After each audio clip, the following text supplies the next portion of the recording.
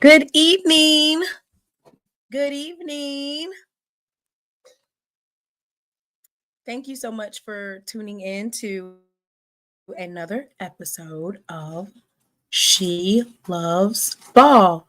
It's still SWAC Saturday, but I'll be covering SWAC basketball. Oh no, I wasn't talking to you. We're gonna behave tonight, y'all. Right? We're gonna behave. Behave. And like Dr. Kanisha said, Lord, I think my son just broke some glass. What did you just do? I'm trying to look for it. Thing. And on accident, I broke it. Is it glass? It was a little bit. Okay, well, get away from whatever you're doing. Come in here and sit down. We gonna behave, y'all. Behave. Thank you, Quentin. Yeah, all right now, Brad. Sit down now. We got folks that's gonna behave tonight, and then I got Braxton acting up. I can never just have peace and balance and tranquility. No, but we are gonna turn up because Jackson State with another sweep for thee. I'm going to tonight. This is what I'm gonna do to keep everything at bay. I am going to do all of my talking points first, okay? Do all my talking points first. Then I'll drop the link. Unless you see Mr. Ford say, drop the link. And at which that time, Mr. Ford is going to be the only one that will be joining me on the live at that time. And then I will drop the link for a second time for anybody else that wants to join and talk they mess or, have dialogue. So the first link where is for Mr. Ford. So, and then I will drop another link and then everybody else, Yes, the historian. Then y'all can cut up later. All right. I'm excited, y'all. And so this is what I'm going to try to do. It's a lot. Like going through HBCU basketball for both men and women's, and then doing breakdowns for the SWAC and MEAC. It's not going to happen. So what can happen though is if your team won and you want to talk about their game, you drop the team's name in the chat, and then that's how we'll do that. We can look at overall rankings for both the SWAC and the MEAC, but if there's a certain team that is your team and you want to talk about your team, or you want to highlight like, hey, my team put on today, then you can say that in the chat, and then we'll say, okay, let's go ahead and look at what they did today and who they played against. Because for me to go through all of these folks, it ain't happening. I'm not even gonna hold you. I am not gonna be able to do it. But what I want you to pay close attention to, we're gonna, of course, start off with NCAA women's basketball standings, the Southwestern Athletic Conference. What I want you guys to focus on is that team up at the top returning to where it's always been, where it should be.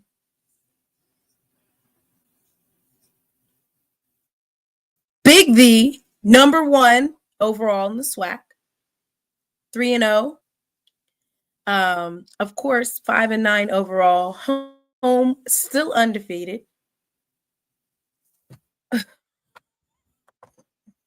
Who got drugged today? Who got drugged? Somebody in Florida got drugged today. We have to see who got drugged. Who got skull drugged today in Florida? Jackson State 3-0 in conference play. And we're going to, of course, deep dive, because I always do, deep dive into the Jackson State games. We're number 3 now, though. Southern is number 1. How is Southern number 1 and they're 3-1 in the conference? Is it because they had more games? Let me go to SWAC.org. See, what SWAC.org does, though, is they do their rankings. They'll do 1, 2, and 3, and then they'll do, I think they do alphabetical order.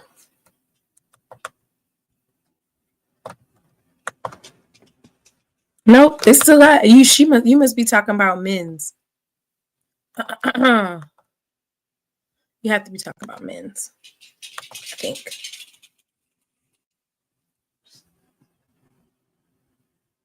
Jackson State currently, as of now, is ranked number 1.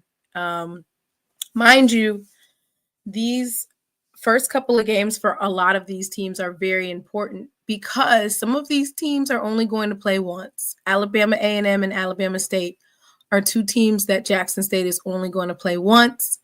I want to say Alabama A&M and Alabama State as well only play each other 1 time. And so right now we have Jackson State, Texas Southern, Alabama A&M, Southern, and Florida A&M.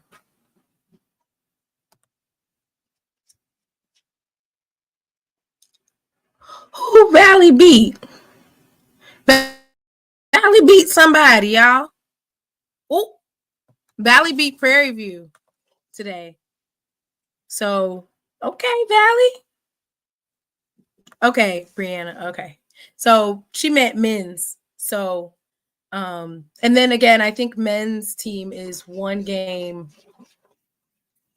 short, I want to say.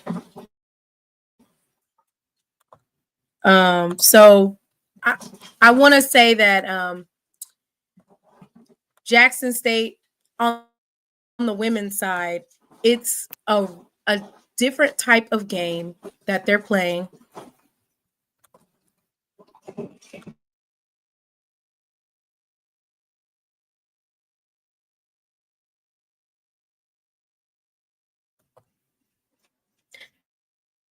Valley beat TV today. Okay.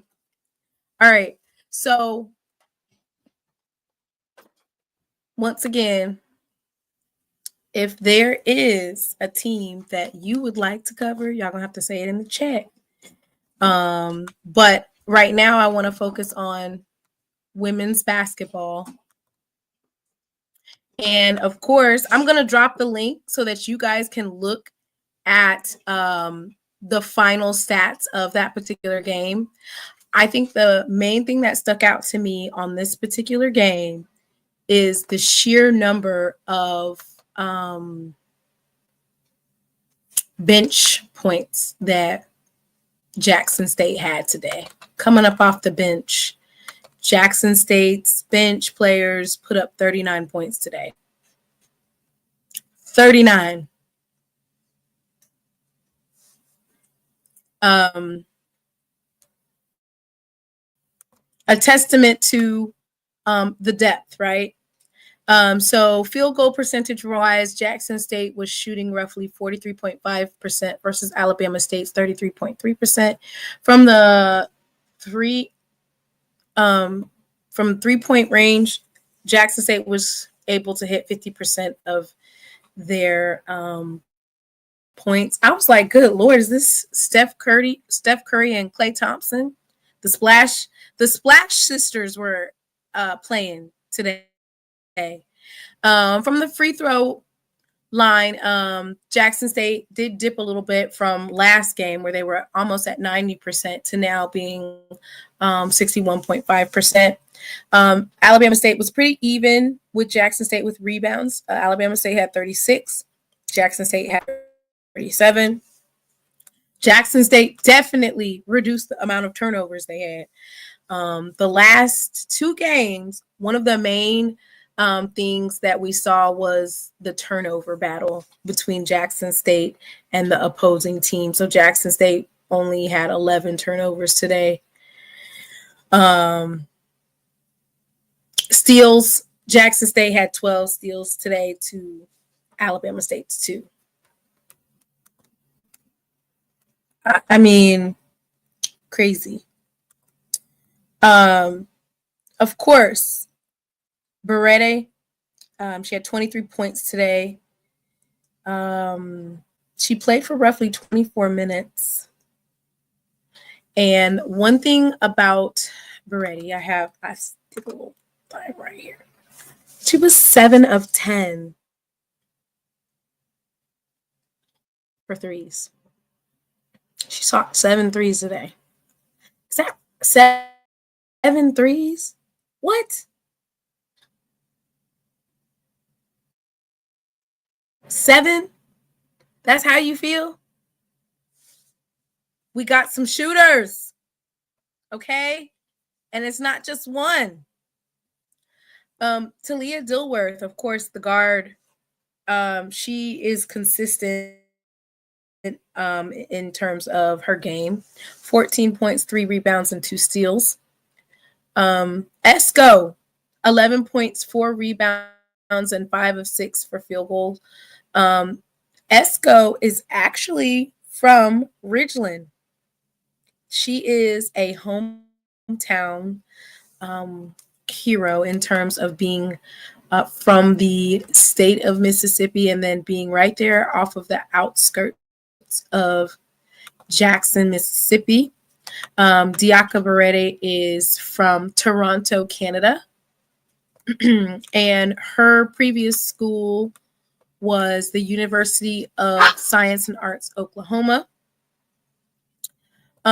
She played and started in all 30 games for University of Science and Arts, Oklahoma. She averaged 13.6 points per game last season, averaged 6.1 rebounds per game in conference play, had 26 games in double figures, including a season high 26 points in January against Wayland Baptist. She scored 5 double-doubles in her season with the best of 5, 23 points and 10 rebounds. She averages 2 blocks per game and averaged 29.3 minutes per game. So this was at Diaka's previous game. It does look like she did play during the COVID season, and then she probably got a COVID year. 1, 2, 3, 4. So this is going to be her 5th year.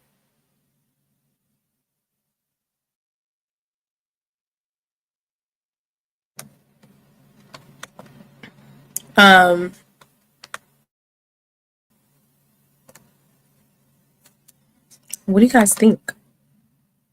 Hey, Jency. And I think that's the thing about, I forgot about that. Jency is the other person that can come join the live early. So I think that something that's really impressive for Jackson State women's team is the amount of shooters that we have that were just shooting threes up. You didn't know which way it was going to come from. That's how good they were in terms of the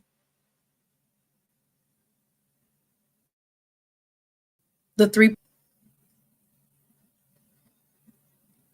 So Diaka Beretti and Jakayla Esco came off the bench to score 23 and 11 points respectively. So 34 of the 39 points came from Beretti and Esco.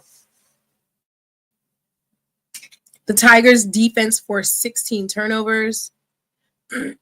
They cleaned up the offensive glass, collecting 11 offensive boards in the game.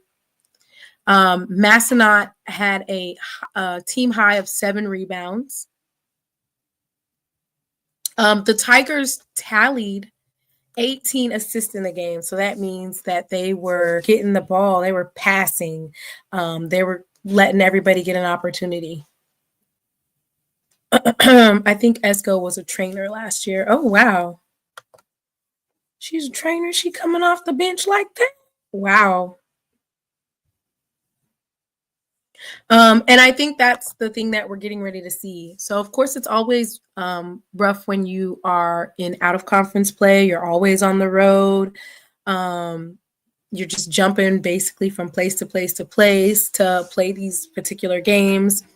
You probably don't have the ability to focus on film like you would want to. But with conference play, you have the ability to slow things down a little bit. You're able to see how these other teams are matching up in conference play. What are some of their weaknesses? What are some of their strengths? And how do you take those things away? So I'm excited about that. And let's be honest, if Jackson State in the beginning didn't have so many, it looks like they were just kind of trying to get into the groove. And so they had some unforced errors. They had some turnovers. And then they were kind of just, I feel like they could have possibly won by as much as 45 to 50 points, how the separation for the game, which we saw that they were able to win by 30. If they clean up some of those things, definitely by 40 or 50. What? Every year, Southern comes with some miss. Every year. All right, let's move on to our men's game. They always come in there with some miss.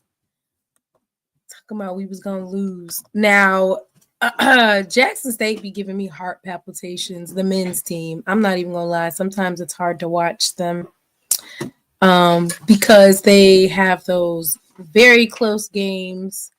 One more thing that I would like to say about Jackson State and Coach Richards is I love the way that she coaches up her girls. I love the way that she adjusted to Alabama State. They were playing, I think, out of the second half, they were playing man coverage, and she made those adjustments. And it started raining down threes. And I think one of those things is, of course, that they're going to get better at is, of course, getting it inside, pushing it out. I love the way that she's coaching, and the way the team is developing. It's a journey, right? And I would venture to say not a lot of people thought that Jackson State was going to be rolling like this. I think a lot of teams counted Jackson State and Coach Richards out. And guess what happens when you count folks out? You get hit with the whoops. All right. Let's see.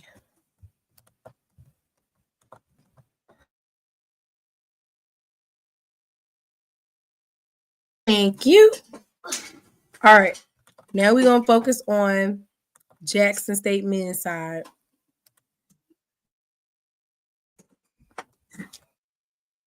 Watched up until the half.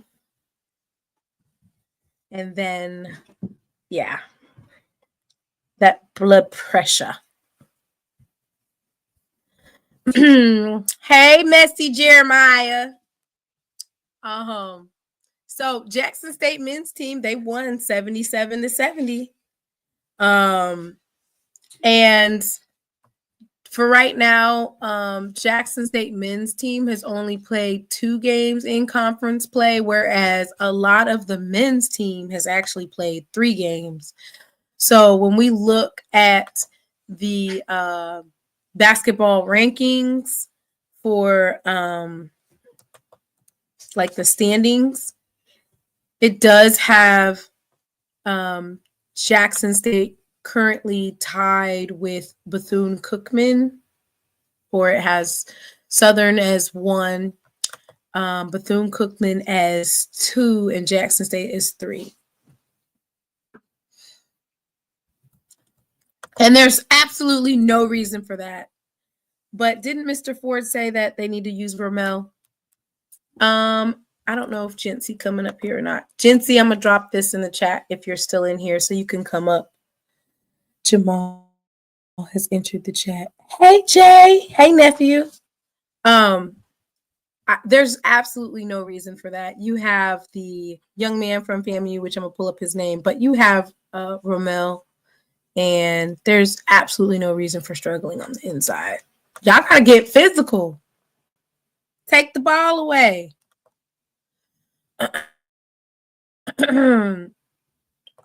But so right now, you know, let's see who we have.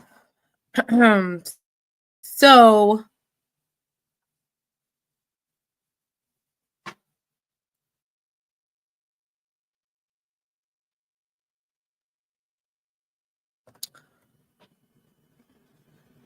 I'm confused.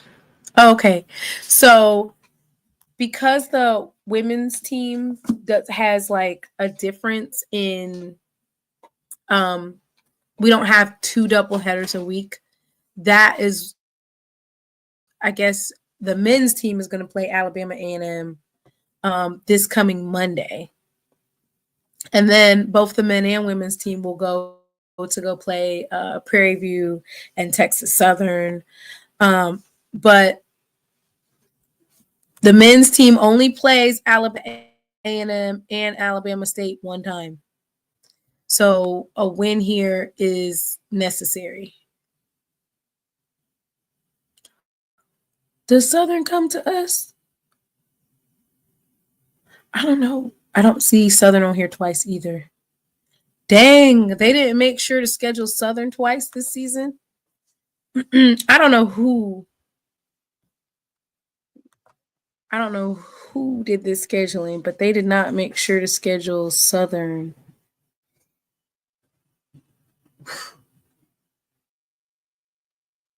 They didn't schedule Southern twice this season.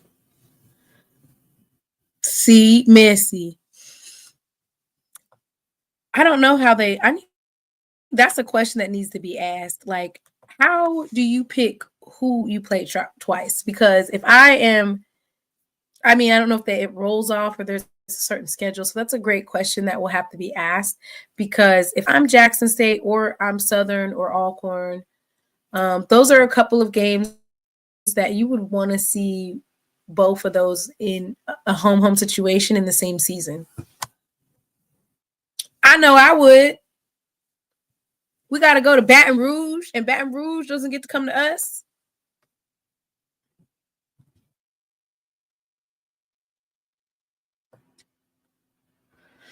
All right, I'm gonna pull up the stats. So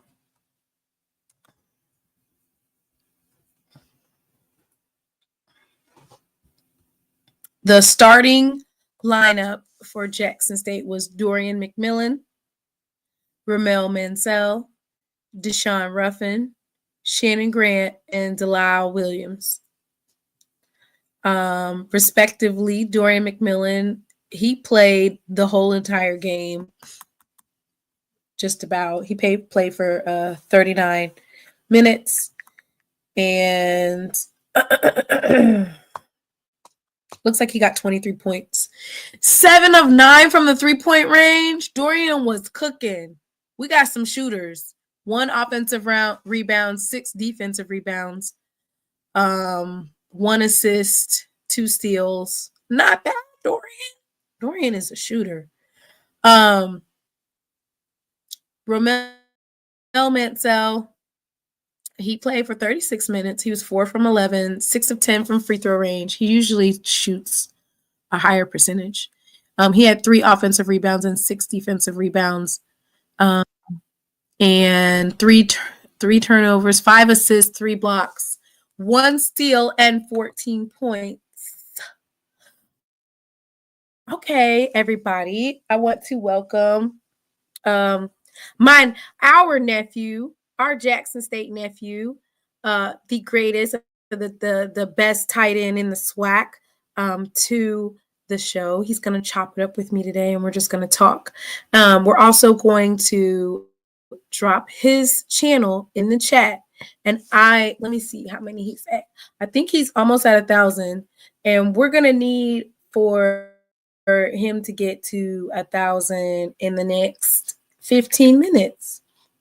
And so I'm going to go ahead and bring him up. Let me see. He's at 987 subscribers. So in the next 10 minutes, after I drop his link, we should be able to get him to 1,000. Hey, Jency. It's right quick. Uh-oh, you sound like a robot. All right, now. What I sound like now? Do I sound better? But you sound a lot better. Yeah.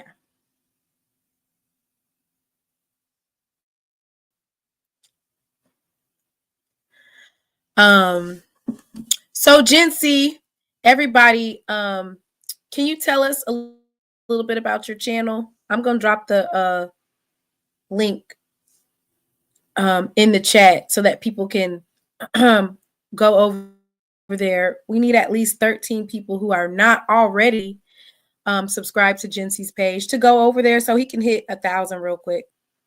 That's not too much to ask for, because we support all of the HBCU podcasters, but especially our Jackson State faithful.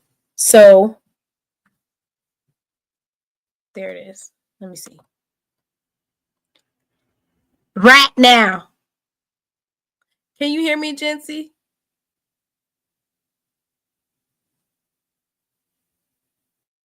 Wait, your stuff is muted. You got to unmute your mic. Okay, there we go. There we go. All right. So nobody heard what you just said. So go ahead and tell them about the life of Jency Riley. Introduce yourself. Everybody pretty much already knows, but you know. Yeah, well, Life of Riley, my channel is real simple. You know, I try to provide a little behind the scenes access to football. You know, a lot of things that most people can't see. I know Ken Clark, he does his thing with it, but you know, me being a player, I get a little bit more. I get to see it, you know, and then plus with my knee injury, y'all get to come along with me on my journey to recovery and coming back for the next season to defend and, you know, reload and run it back. So yeah, that's pretty much it. And I do go live as a podcast from a podcast point of view, talk sports, basketball, football. life, politics, whatever hot, we talk about it. We cover everything over there. So yeah, that's pretty much it. Okay, and we are trying to go ahead and knock out the 13 subscribers because you basically almost at 1,000. You only need 13 subscribers. That's it. That's what I saying. It ain't too much for that. I don't like. No, I you think that's real modest. should definitely be able to knock out 13. So I'll just ask you a couple of questions. We'll keep your tag on there so that people can go ahead and let me make sure I don't lose it.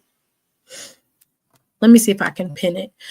So if you are just now tuning in or you've been over here, go to Nephew and you are not subscribed to Life of Riley podcast, click on the link that I have highlighted, which I'm getting ready to pin it, and subscribe to his YouTube.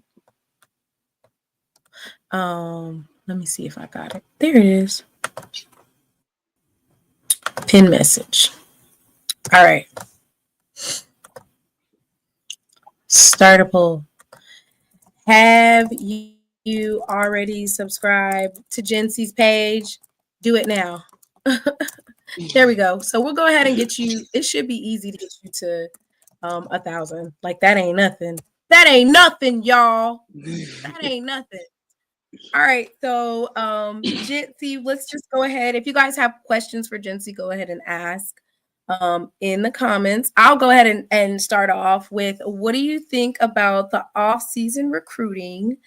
And what are your expectations for next year? I mean, the recruiting out there, it's been great. I mean, and it's crazy to say that it just started, but it kind of just started, you know? We still have from January, you have all of spring ball, you have all of summer, and then you have the season. So it's a long time tonight. Say we're getting so many good recruits already. I mean, I'm scared to see what's going to come next. What's going to come follow down up until the season. Because like I said, it's so much more that goes into it. And it's so much more time to get other guys, other players, to come join us. For next season, I expect the same thing. Dominate. We hoping to go undefeated, but we also take it one game at a time. Right? You never want to get ahead of yourself, because if you skip a game while playing a game, that's how you lose a game. That's what I've learned. So just like I said, just repeat the same thing, take it one game at a time, starting off in Chicago, I think. I don't know. Yeah, I'm not going to Chi-Town. Oh, we're not going to Chi-Town? Well, starting off the season right. It's some unless they figured it out. Unless they figured it out. You might know some, allegedly. I don't want to say too much. Let me go ahead and bring. Yeah, don't say too much now. So y'all don't be asking him questions he can't answer. I'm gonna bring on Mr. Ford as well. And I'm sure Mr. Ford is gonna ask you some questions. I know, because that's what Mr. Ford do. Hey, Mr. Ford, how you doing? Hey, how you doing? You doing good? Good. Yeah, you got your HBCU nephew Jency on here, the tight end from Jackson State. I was listening. Yeah. Hey, Miss Whitley. No, I'm not in grad school yet. Okay.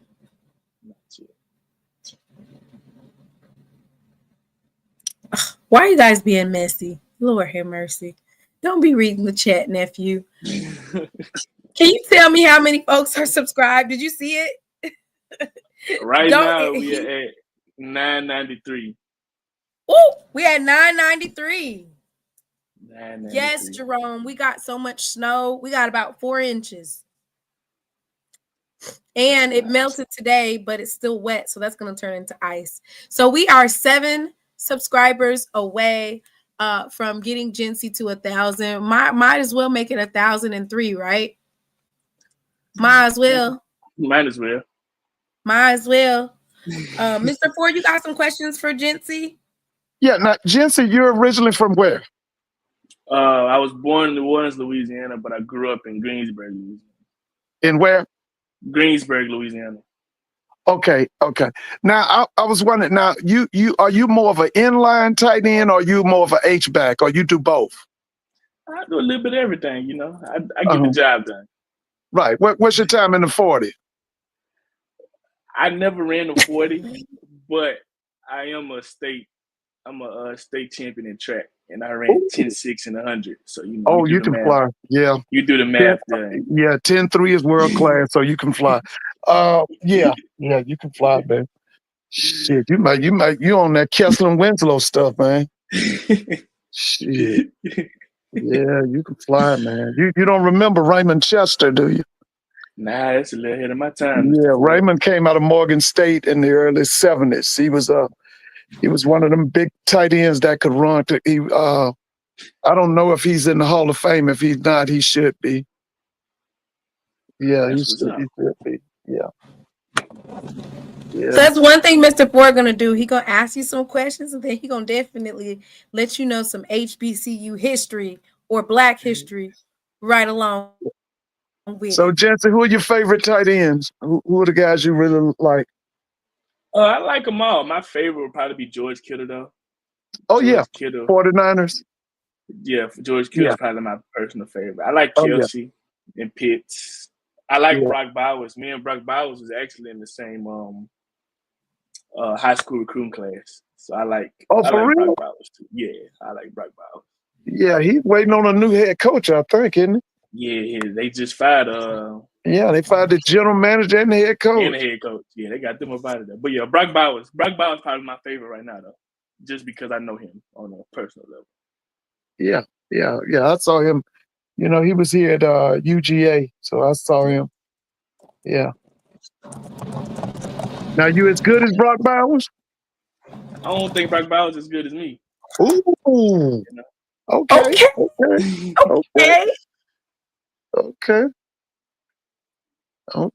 Yeah. Talk that talk, Jency. Real modest. What you at, Jency? 1001. Ooh, okay. We can go ahead and get to 1005 if it's that easy. If it's that easy. Now, Jency, is Landy gone, or he'll be back? He'll be back. Whoa. Okay. Mr. Ford, tell us about the too tight play that you want to see. Oh yeah, you always like talk to see, about how Jackson. Listen, I would like for people to use more tight ends. I love tight ends when I was coaching. I've worked with the tight ends. Basically, I worked with wide receivers and backs, but to me, I like tight ends because when you come up with them 7 blockers up front, most defenses can't deal with that. You know, 7 is greater than 5. And one of the things I believe is you overpower them defensive fronts with them 2 tight ends. I tell people I don't have a problem using 3 tight ends. I really don't. I like the 3 tight ends. 3 tight ends, baby. 13 personnel. Yeah. Shoot. That's all that is. Go back and look at them old Washington Redskins when they had it was Clint Clint DDA and I'm trying to think who was the other tight ends.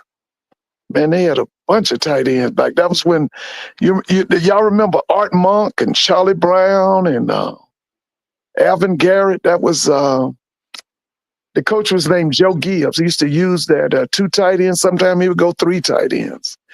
Iowa does it right now. If you watch Iowa State, they'll do 2 tight ends, 3 tight ends.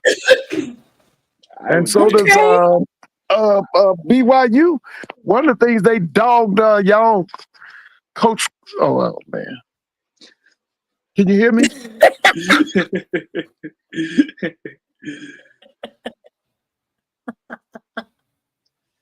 Yeah. Mr. Ford. They said the Redskins in the chat, Mr. Ford. Oh, PV said that they coming to see you. What do you think about, here's another question. What do you think about as a student athlete, the other coaching hires in the SWAC and in the MEAC? I think it's pretty good. I heard Coach Jackson from PV. he had a good press conference. Yes, I like what Tremaine he Jackson. said. Coach Tremaine Jackson, he had a great press conference. I like what he said. He's real confident in what he could do, and I'm real confident. So I like that he bring that confidence to PV, and he plays good expectations. He said they're not here to be a good SWAC team; they want to be a good FCS team. I like that. I mean, I feel like every player should play for a coach who believes that much in himself and his players.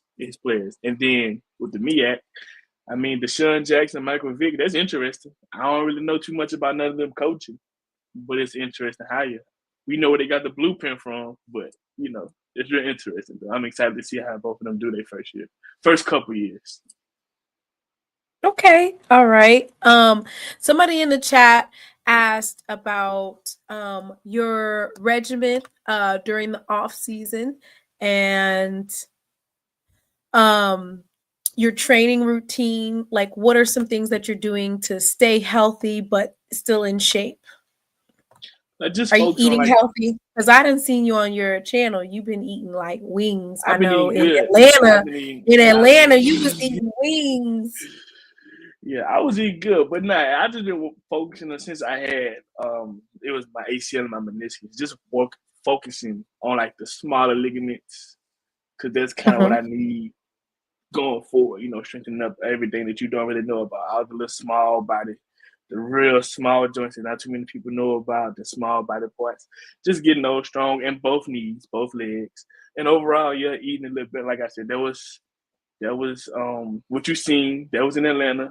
I wasn't doing much. I was doing much of nothing. You was eating good.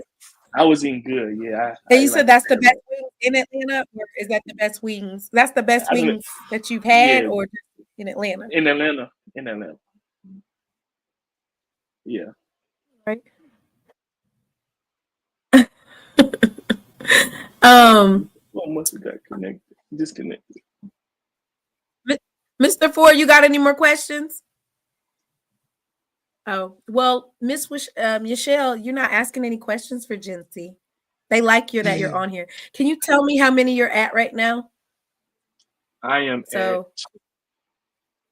1,004. Oh, right. So we hit basically the 1,005 mark. But I mean, we don't have to stop there. Jency has his own podcast, The Life of Jency, and we want to make sure that we are supporting everybody in the HBCU realm, especially our student athletes. So if you have not had a chance, he has some great. You want to talk about the background videos that you've done so far? Oh yeah, well we started off with FAMU when FAMU came to the vet. I had the sideline view. So I recorded that, some behind the scenes stuff, some stuff you don't see watching from the stands on TV, just being on the sideline, dialogue, you get to hear things you don't normally see. Then we went on with Alabama State. We all know about their game, how the game ended and what happened after the game. So I got some stuff on that, like I said, just behind the scenes, stuff that you don't get to see on TV and sit in the stands, and the same thing with Celebration Bowl. And can you talk a little bit about which of those games were probably your favorite games, or the ones that you feel had the most impact on the season out of all of those games that you attended? My favorite was the Celebration Bowl.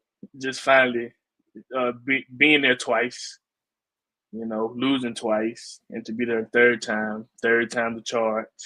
I mean, not the charge, third time's the charm. The charm. And just finally, like I said, getting that and winning, man, that was a great experience. That was a great experience, even though I wasn't playing, but just seeing Coach TC, Coach O, Miss Dom, everybody who's been there, who was there since 2021, just seeing them finally get that moment of clarity. We did it. And for him to be able to do it, being an alumni, a record holder, now saying that he's one of the greats, he's one of the few to do it in the conference. Yeah, that was a great feeling. And then my favorite, the one that had the most impact probably was the FAMU game. Being down in them last 5 minutes, just getting 2 stops, getting 2 touchdowns off 2 turnovers. What can you say? Right. That was crazy. Yeah. Can you talk about which games or which teams that you play that you're most excited to play against? Of course, you always have that Southern versus Jackson State rivalry. And you being from Louisiana, did you already know about Southern? Can you talk a little bit about, were you aware that it was that deep rooted of a rivalry between the two schools? Not really. Not until I committed. When I committed to Jackson State, and like I said, a lot of my family members are Southern alumni, or went to Southern, or currently in school at Southern. That's when I kind of got a little glimpse. I caught a lot of strays that day. I was like, well, it's my choice, and I think I made the right choice. Like I said, 4 years later, 3 SWAC championships, a national championship, and 6 wins against Southern. I think I made the right choice. I think I made the right choice. But yeah, I think, but I think I didn't find out until I committed. Then I realized how deep it was. Then playing that freshman year when we won off the last second touchdown and last second interception, just seeing how what happened after the game. That's when I realized it.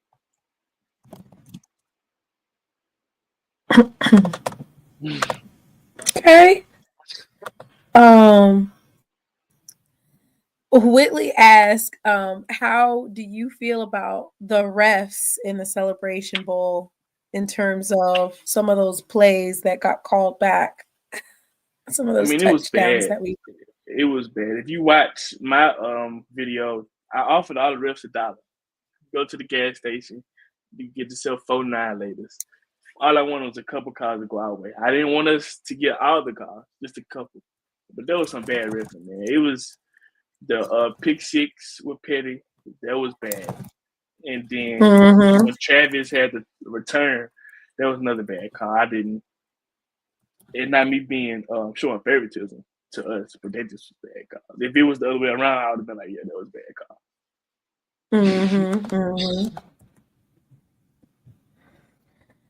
Mr. Ford said, drop the link.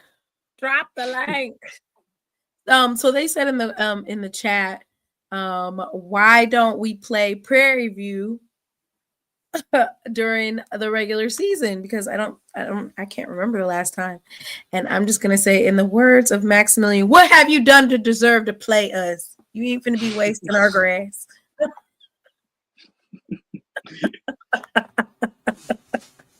Just kidding. Hey, Mr. Ford. Hey, I think I'm on twice. Can you eliminate one of them? Yeah. Okay. There you go. I was thinking about when Jackson plays Prairie View. If Jackson goes to Prairie View instead of playing in Prairie View, I think they should play in Houston. I think Jackson should meet Prairie View in Houston. My first choice would be for them to meet at. We're not going to be wasting our grass playing them. They don't. Yeah, but listen, I'm like the young man said.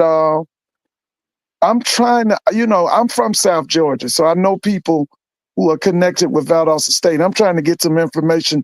He's bringing a defensive coordinator, and I think the defensive back coach.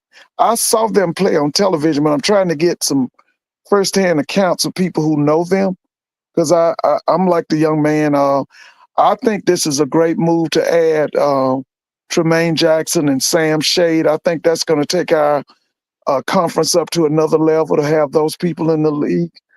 And like I said, I would like to see Jackson and Prairie View meet maybe at NRG Stadium, if not at NRG Stadium, meet at Rice Stadium.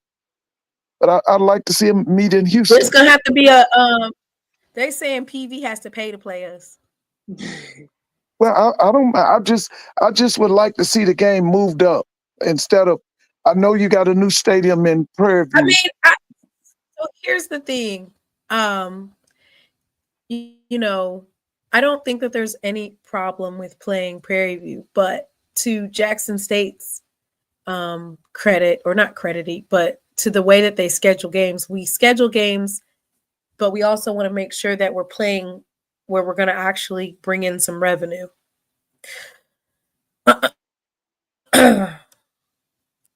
we need to bring in revenue. And so sometimes Prairie View doesn't. And you know what? This new coach might be what they need to bolster up that attendance. Oh, Lord. Y'all are over here sounding like Max now. They need to beat people on their own side of the division before they try to play us. Mr. Ford, we'll see them in the SWAC championship. We're going to see them in the SWAC championship, Mr. Ford. Yeah, can you hear me, Mr. Bone?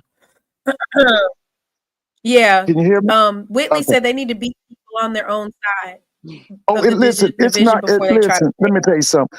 That East, that West is so weak. It's not going to take it. It's not going to be very hard for him to not take over the West. The West is weak. Dang! It really is. The West is very weak. And let me just say this: the fact that Southern won the West tells you how weak it is. Because let me tell you something. Southern no longer has a rival with Jackson. Southern doesn't have a rival with FAMU. And you know, they've been quoting. What's the coach's name? Terrence, talking about, you know, what's wrong with them celebrity coaches. He need to let that go and go get him an offensive coordinator because he on the clock now. And them people down there at Southern ain't fooled by the fact that you ain't got no offensive coordinator. Mr. Ford, he just went 8-4. That's because he was playing people in the West. That West is weak as Sweetwater. All the best teams in the SWAC are in the East. That's why I said for years, eliminate divisions. But now I'm going to tell you, it's not, I'm like that young man. I don't think it's going to be really hard for Coach Jackson to win the West. I'm going to be honest with you. I don't. Now, I'm not saying he's ready to jump on Jackson State. What do you think about the competition in the SWAC East and SWAC West? Which teams do you think you had the hardest time playing this season? I think we just had Alabama State, time, you know, playing both sides. You know, I think it's pretty competitive on both sides. You just trying to be politically correct, right? Right. I think it's fair. We start off the season, we lost to Grambling about 20 points, 21 points. So I mean, that's just. Yeah, but let me just say this: for the last 4 to 5 years, whoever wins out of that Jackson State FAMU game goes to the Celebration Bowl. Okay, let me say that again. What has it been? The last 4 years? The last 4. Last 4 years, whoever wins between Jackson State and FAMU goes to the Celebration Bowl. What part of the SWAC are they in? The East. They're in the East. When's the last time a West team went to the Celebration Bowl? Southern has never been to the Celebration Bowl. And they're not going as long as Mark Fredericks is offensive coordinator. They're not going. So y'all can be nice and politically correct, but they're not going long as Mark Fredericks is offensive coordinator. Lord have mercy. It's the perfect time for a Southern Heritage Classic reboot, especially with Tennessee State winning their conference. Tell them, bring me my money. Jency, did you get a chance to go to compete in the Southern Heritage Classic? Yeah, you did. I played twice. What did you think about the Southern Heritage Classic in terms of being able to go to those stadiums? I think it was pretty fun. It was pretty good. I enjoyed it. Take me out. Especially when we, both teams travel. I mean, Tennessee State is that far, but we travel. We travel everywhere, but we travel pretty good. And it was actually a pretty sold out game and a pretty good environment to play in. So I enjoyed it. It's one of the biggest games in HBCU football. And it's a travesty that game has been ruined by a janky, greedy promoter. Okay, we really need that game to come back. It's sad. I have a niece that's at Tennessee State, and they hate Deion Sanders because they blame him for the whole thing. But I really wish that game could go back to Memphis. That was one of, if not the second or third, I know it was in the top 5. That's one of the top games in HBCU football for the last 25 to 30 years. So, yeah, we need that game to come back.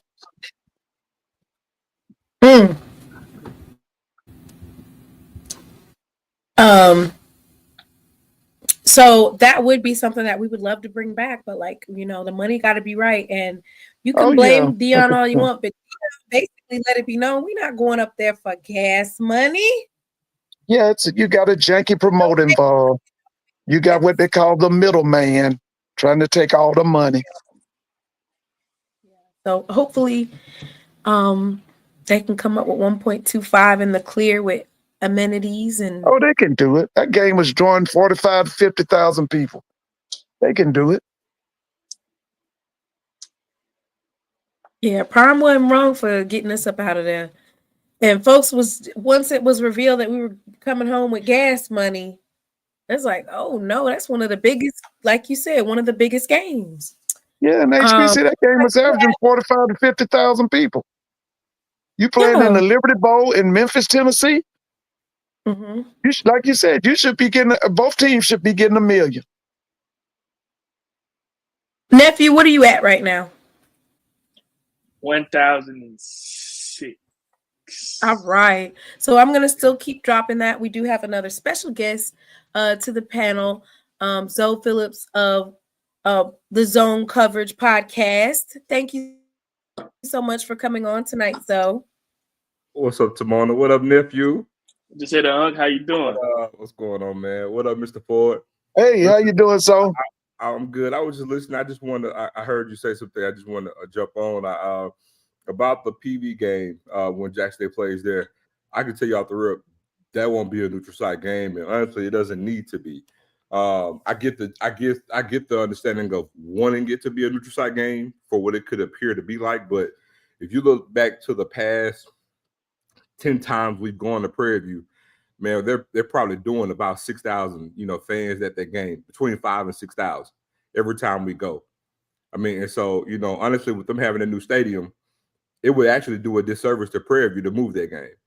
Even with this new coach, if they can get some type of buzz, if they can get a sellout on campus outside of homecoming, then it's more advantageous for them to have that game because it's a marquee matchup that they can actually have on campus. Yeah, I agree with you, Zoe, but I'm hoping that game would get so big because I'm like the young man said. I think that, and I made this known. I think Jackson comes in his first year and takes over the West. I don't think he's able to play Jackson now. I think eventually, after maybe a year or two of a good recruiting class, he might be able to compete with Jackson. But with the weakness in the West, I think that man takes over the West this year. I'm going to be honest with you. I will say this. I'm not going to say that he probably can't take over the West, but I'm not just going to be automatically going to say that he does it, right? Because if we look, he has, he's done great things up until this point, but I'm not just going to go out on a limb and say that he's going to win the West in his first year, right? Because again, I'm very familiar with Valdosta State. Look, I was born in Cleveland, Mississippi. Delta State is their rival. Right, that's right. Well versed with Valdosta State, but Grambling, qualities is kept. Grambling has some talent, and Grambling has made some nice pieces. Picking up Ty Keys, picking up Dakota's Crawford. They're actually recruiting some nice pieces. Now, granted, the thing with them is going to be, what they're going to do with the new OC and what they've shown thus far with the players that they picked up. They're pretty much showing they're going to do some things differently on offense than what they did last year. But I still believe Grambling is going to be better than what they were last year. I'm not saying they're going to win the division, but also with Southern, a lot's going to change for everybody outside of Jackson State starting next month. And I will hold off on saying anything about what anybody's going to look like. And that's why. And the reason why I say that, too, is because the landscape with the way that how everybody's recruiting, how everybody's getting players, and how everybody's holding scholars until bringing in a good bulk of transfers throughout the summer, it's really going to be kind of hard to gauge anybody, to see how they're going to look. And I would really, really wait. Even, like I said, outside of Jack State, and it's different because, being more familiar with what Jack State has and how we move, I would really caution everybody seriously to just even hold off on what we really think is going to happen from a roster management standpoint. I'm telling you, man, until June. And well, let me ask you. So did Grambling get an offensive coordinator? Dooley isn't there anymore. Right. I'm saying, did they name someone? No, they have not, to my knowledge. They haven't thus far. But what I'm saying is, you can look at the pieces, and they may have already have somebody in mind. The one thing we don't know, just because it hasn't been announced yet, doesn't mean they haven't done it. or that Right. they're Yeah, already that's true. That's have true. agreement from somebody. But if you look at the pieces, at the players that they're getting, then you can actually see it what they're doing. Well, you know, so I'm not as optimistic as you are about the West. I'm gonna be honest with you. I like you said, I'm gonna hold off on them, but they got to show me something. Because like I just told that young man, for the last 4 or 5 years, whoever wins that FAMU Jackson game wins the SWAC and goes to the Celebration Bowl. And to be honest with you, I don't see nothing change. Well, that's what it. That's here's the thing. That's what it's been. Now, I personally expect Alabama State to kind of take a dip back because Alabama State quads has kept the past 4 years with their DC. You know, they've had great defensive talent, Yeah, right? they have. Yeah, no doubt. They struggled on the offensive end, but see, now they lost their D coordinator and they've lost quite a few pieces on their defense. So again, what that's going to look like for them, but FAMU is recruiting, they're still recruiting good. FAMU is going to be formidable, and you should expect some type of transition from year 1 to year 2 with Cozy. Now, again, what that's going to look like, we don't know just yet, but they still have talent. You know, but again, what does Sham Shea look like with Alabama A&M? We don't know, right? Right. No, we don't. No. Also look at, you know, what does Bethune-Cookman look like with good quarterback play? You know, because again, Bethune-Cookman has talent, but they struggle on the offensive end at quarterback. You know, what does that look like? Do they actually bring in something that can actually help them? You know, that's going to be another thing. Now on the West, I get it. You know, they're low-hanging fruit, but man, look, all corners actually quasi kept. They're doing pretty good. They're the only school outside of Jackson State that's brought in a significant amount of players in December. They went heavy on the JUCO route. And again, Alcorn has brought us some good pieces. But like everybody else, what are they going to look like at quarterback? Because there's only so many only so many returning quarterbacks within the conference for next season. So the main with everything is what talent is everybody bringing in and what are they going to have behind center? Because it's going to be almost like a repeat of last year when we talk about quarterback play. So again, Grambling is bringing in some good talent. Ty Key's is a damn good quarterback if you guys are familiar with him. They brought in some pieces. Now, Southern, the freshman quarterback is actually a decent player, but he got hurt for the SWAC championship game. He didn't play. But again, they bring in with him. They lost some pieces. Okay, what are they recruiting? What did they bring in? I'm not going to really mention Pine Bluff because they lost a lot, right? And they weren't even good last season. But again, we're going to talk about Alcorn, Grambling, Southern, Texas Southern, because again, Texas Southern finished above 500 last year. Oh yeah. I was impressed with Dishman, what he did. Do with regards to again getting the quarterback and how they transition from year 1 to year 2, and then we talk about my guy at Prairie View and what they bring in. And they did the national media. They did announce Michael Vick's staff today. I don't know if y'all saw that. I saw it. Yeah, I saw that. And we can pull that up. But Jency, as a student athlete, and you're in literally like you're in it. So coming from your perspective, when you are in the locker room or you're at those practices or as a student athlete, how does it feel to see all these other teams recruiting or building up their teams versus your team?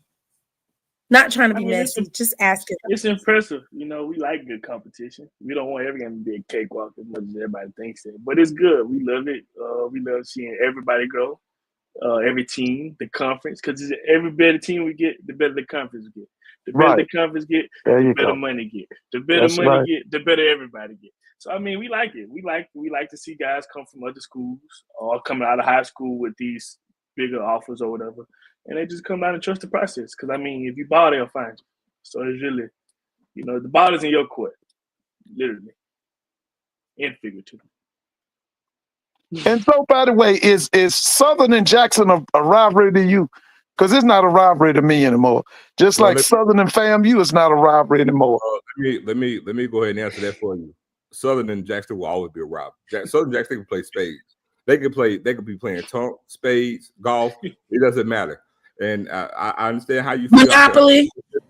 Let me tell you, look, let me say this so it'll never have to be asked or questioned again. As long as Southern and Jackson stay on the opposite ends of any type of sport, it's going to be a rival. Okay. I guess I'm saying the dominance right now of Jackson and over Southern is That kind means of turned me. It's the dominance of FAMU over Southern lately. Because to me, you know, their program has been right since Dawson Odom walked out that door. Well, let me give you a real good reminder, because during the spring, no, the year before the spring schedule, which was 2019. Yeah, I remember. We were 0-6, and we had lost to Southern 8 straight years. Right, I remember. So guess what? Turnabout is fair play. So now the shoe has been reversed. We've won 6 straight. So I don't feel nowhere. I feel nothing of what you feel in regards to, oh, we're kicking them where they're down or it's not attractive. Man, listen, as long as they got on the powder blue and gold and it's on the field, I get excited about beating them. Oh, yeah. But I'm going to say this too. I thought that this year's Bayou Classic was one of the most boring Bayou Classics I've seen in years. I really did. Why? Because why? What was we doing, Mr. Ford? What type? What was we giving? I was saying the Bayou Classic. I thought that was a very boring game. Well, why? Because I wouldn't say it was a boring game. I'm talking about Grambling and Southern's Bayou in New Orleans this year. I thought it was a very boring game. You know it is, Tamala. See, the thing is that we get accustomed to, because typically Southern and Grambling are pretty much good, and that game sometimes can, have a deciding factor into who's going to the SWAC championship game, or in past time, right, win that game. But just because that game lost its luster doesn't mean anything to me. Again, everything is in cycles. The Bayou Classic hasn't always, been that type of game. If there ebbs and flows to all of it, and so because I lived the 80s when Jack State won 8 out of 10 years, and I remember what it was like. Southern wasn't good in the 80s. It was Grambling and Jackson State. And the 70s it was Grambling and Alcorn. In the 90s, it was Southern and partly Jackson State. I mean, so everything. Hey, so where's John McKenzie? Hey, wait, Mr. Ford. Jency is getting ready to head on out. Oh, okay. So once again, shout out your channel, Jency, and what days you come on. The Life of Riley, and also again so that they can subscribe. Go ahead and shout your channel out. Go subscribe. Thank y'all so much. Thank you for having me on, T. I appreciate you. Thank you, Mr. Ford. Okay, yeah, nice meeting you here. Nice meeting you. Good luck for coming on. Shout out to you too with your channel. I like that. I'm glad you started your thing. I just subscribed when I was on live earlier. I don't know if you've seen it, but I subscribed to you earlier. But yeah, thank y'all for helping me reach the goal. Thank y'all so much. Thank you, T, once again. Life of Riley podcast. We're gonna shoot for Saturday, 6:45. That's what we're going to shoot for, 6:45, 6:30. I don't want to step on nobody's toes. So we're going to shoot for Saturday, 6:45. I think that's out the way enough. Hey, nephew. Big year next year, too. Amen. Amen. But like I said, thank y'all so much. I appreciate it. And yeah, that's it. Thank y'all. Thank Jency Riley. Coming on there. So that's Jency, tight end for the Jackson State University. Once again, I dropped his YouTube channel in the chat. So if you would just go ahead and click that. We did go ahead and get him over the 1,000 mark. So you can also shout out your channel as well and what days you will be on, because as everyone knows, Zoe Phillips has created the Zone Coverage podcast. So I'm sure he'll be talking about it later in terms of what days you're going to be live. Oh yeah, man. Just check me out. Zone Coverage podcast. We'll be on Mondays and Wednesdays, 8:30 p.m. Central to 9:30 p.m.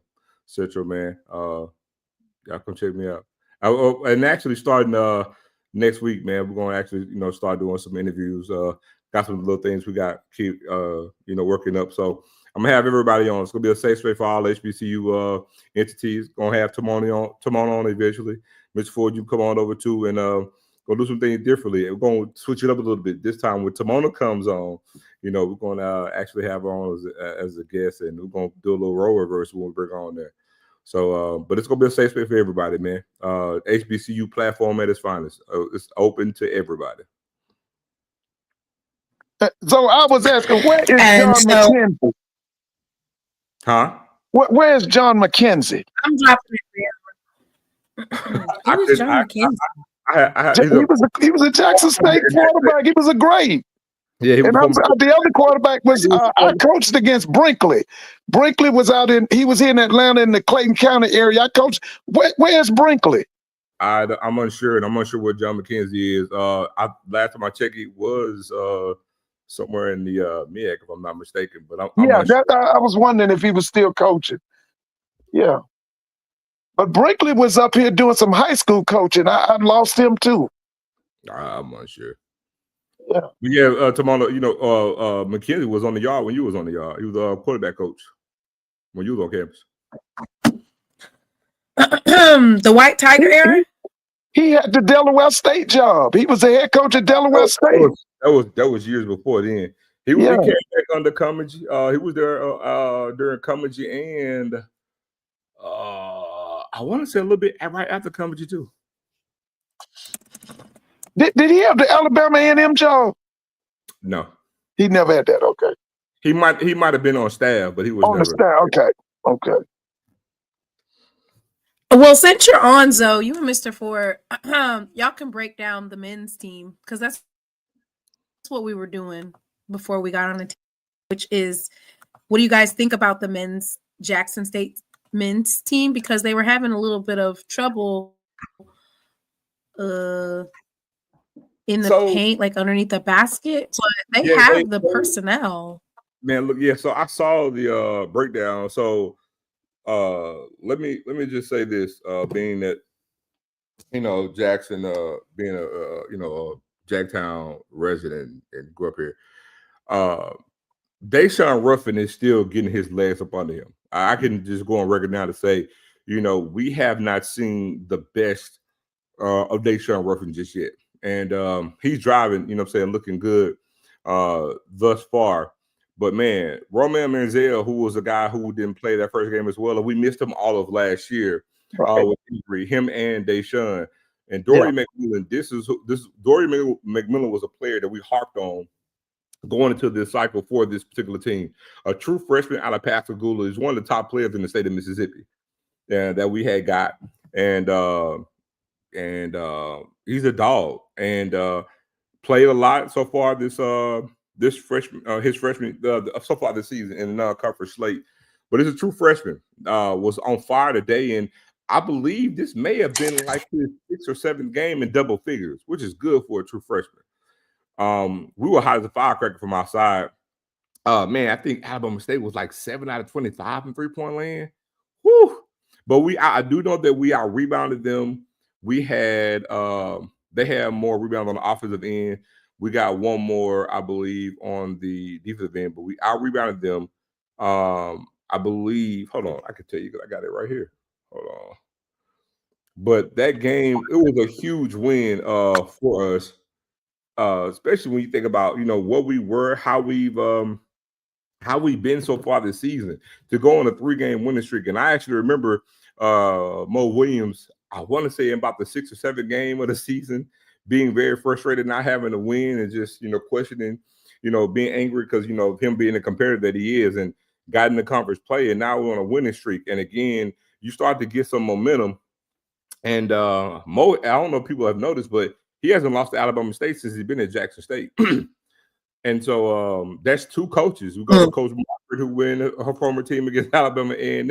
And then now you got Mo Williams, he keeping his streak going against Alabama State. And so we sweep Alabama over this weekend, knowing that we'll be on the road next week. And man, it's looking really, really good. But I want to tell everybody, not be quiet, I pass back to you, Tamona, is that, and I'm not saying this as an alum or a Jackson State fan, but if you guys really follow basketball, if you know talent and see these guys play, this is a good roster that Mo has put together. And we played a tough schedule. A lot of teams in the SWAC have played a tough schedule, but this team, if they gel, this team has the roster, I mean it seriously, to really, really win the SWAC. Southern is looking really, really good right now. Grambling has kind of taken a step back. Texas Southern is Texas Southern, but I really believe it's going to come down between Southern, Jackson State, and Prairie View, right? But this roster, because I'm telling you guys, we have not seen the best of Deshaun Ruffin. When he gets his legs up under him, this team is going to be scary. Also, Shannon Grant is getting a little bit better as the season goes on. I think he's getting in better shape. But I'm telling y'all, Kevion Hunt had 20 points the last game. You see what he did this game. We have a different player to step up. But this roster, it's a really, really good roster. And I just want to caution this, and I'll be quiet. Pay attention to what Jack State is going to do with basketball for recruiting on the men's side. We've already signed one of the top guards in the country, which is Coach Williams' son, Mikey. His other son is one of the top juniors in the country who's rated higher than Mikey. And we've also got some top players within the state of Mississippi. We got the 6'9" kid out of New Orleans who's been balling all year that's already signed. The guys that got signed for next year are really, really strong. And when you look at what they add to this particular team, Jack State is really, really going to be on something. But again, I just think it's going to come down to Prairie View, Southern, and Jackson State. Mr. Ford. Have you had a chance to see Southern's basketball team? No, I haven't had a chance to see him. I've heard him talking about him. But to piggyback off of what Zoe said, I think the number one thing for Jackson is that y'all got the best head coach you can have. And I've got a lot of faith in him. And I think, like he said, the sky's the limit for Jackson because of the person that's running that program. And, the background that he has, he's been at the highest level. He was an outstanding player at Alabama. And so I'm looking for them to do great things this year. I saw the Alcorn game. I didn't see I was watching football and I watched Georgetown and UConn, and then I watched Duke and somebody. So I missed the game. I missed the Alabama State game today, but I did see him play Alcorn. I was very impressed, but I just think that Mo I was so happy when y'all got Mo. I think he's an outstanding coach, and I think he's going to build an outstanding program there at Jackson. Somebody in the chat said Mr. Ford, John McKenzie is is coaching at high school at Vigor High School in Alabama. Oh, so he's in Mobile. Mm-hmm. Oh, okay. Hey, what about Sean Brinkley? Anybody know what Sean Brinkley is? Mr. Ford. I know it. I was just wondering about it. Sean was a quarterback for Jackson. He was big time. Mm-hmm. Yeah, I coached against him. Huh? Do you know about Brinkley? Oh, I do. I don't know where he is. Yeah. Sean. What quarterback? What coach was he under, Mr. Ford? The legendary coach, W.C. Gordon. Lord have mercy. He was on the guard. Hang on just a second. Wait a minute. Somebody will tell you. He's a native of Miami, Florida. Huh? Oh, it said he led.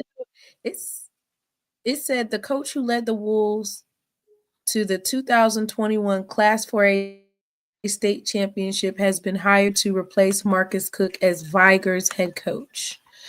Oh, wow. I'll pull it up. Yeah. Mr. Ford, he's going to put you out on a hunt to find some information there. All right. Listen, when I was at Grambling, we used to get a lot of players from Vigor when I was at Grambling, when I was a student there. Oh, really? Yeah. They had another school was big time. Blunt. They had Blunt, and then they had another one. We used to get a lot of players from Mobile. So he was when recently I was at hired. Williamson. There you go. Yeah. Oh, yeah. Remember Lawyer Tillman? He went to Auburn. We were supposed to get him at Grambling. Yeah, we were supposed to get that guy. All right. Let's go ahead and pull up these coaching hires. I did see where you were saying that Mike Vick, he put together a pretty formidable coaching staff. A couple of the coaches that I saw were previously at Florida Memorial, if I was reading it correctly. Yeah, that's right. The defensive coordinator's coming from Florida Memorial and the DB coach.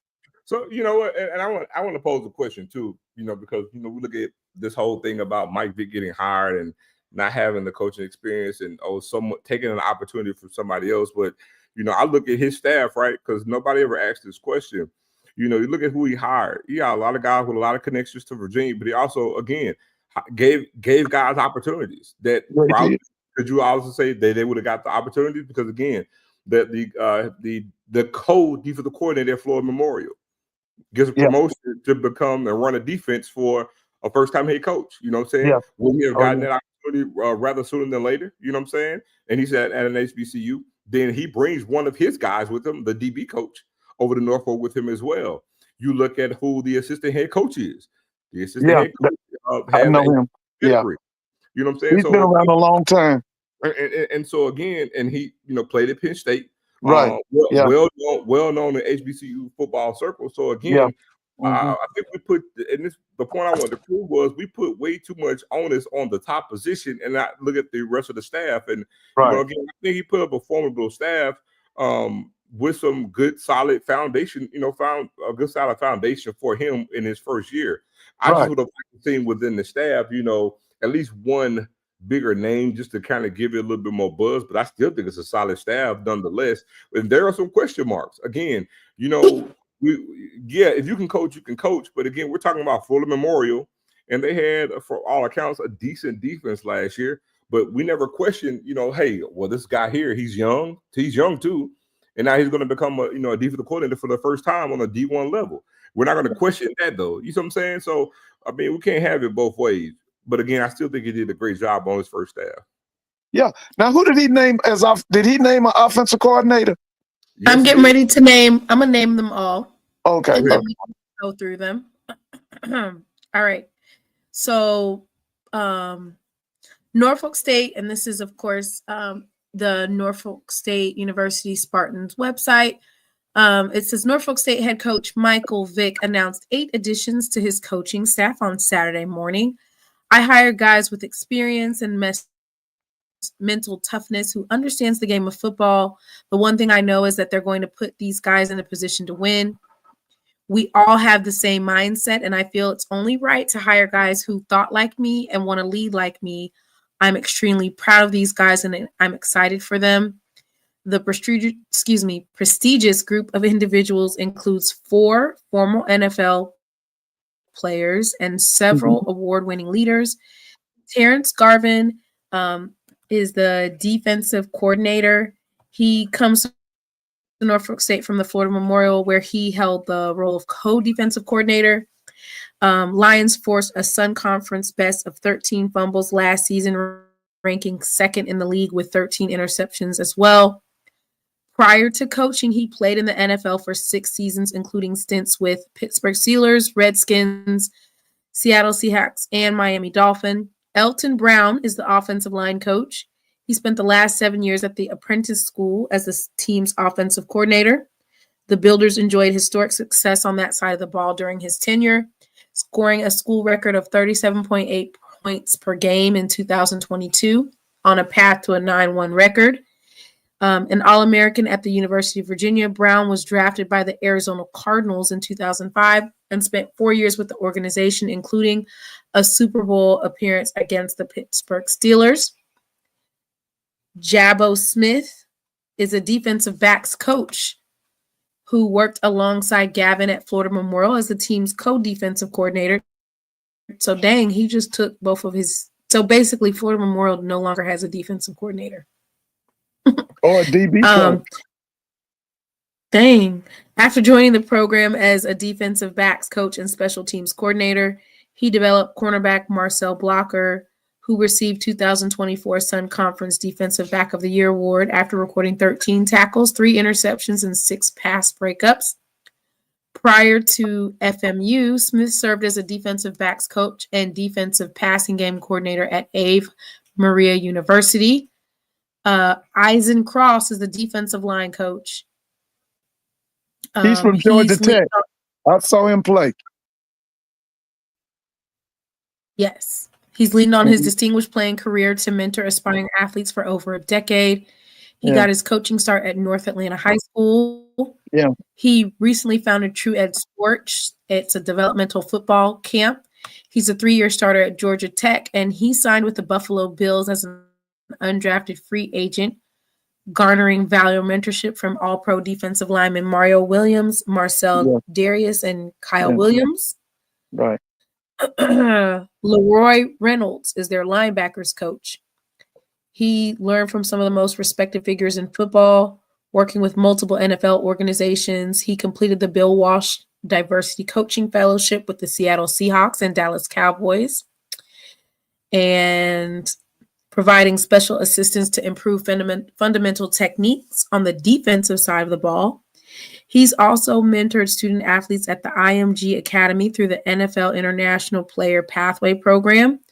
He was a standout linebacker at the University of Virginia.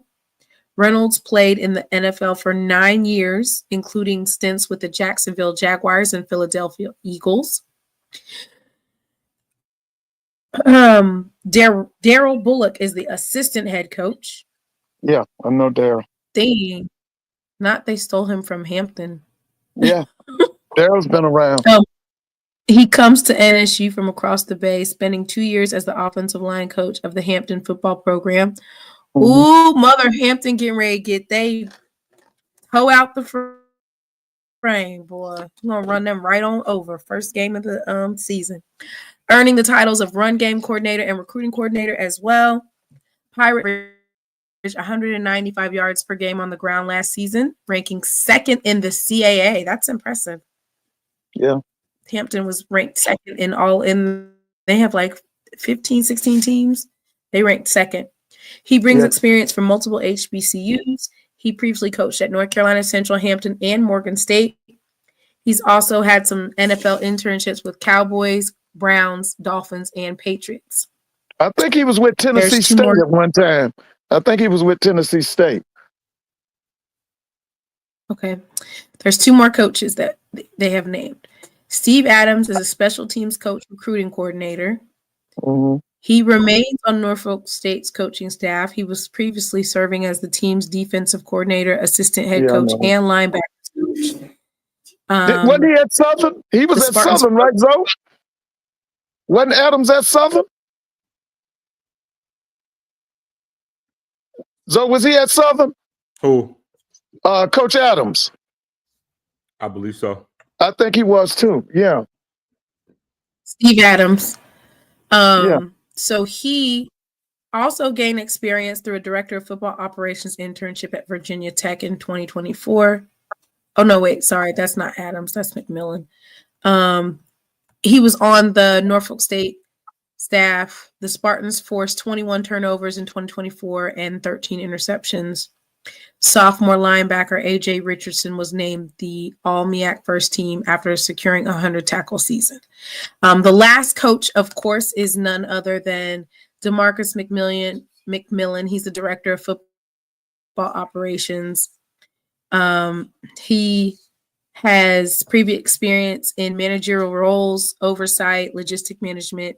He's serving as the director of V7 Sports Operations, and he has had 5 years in youth sports development. And like I said, he had the director of football operations internship at Virginia Tech. So those are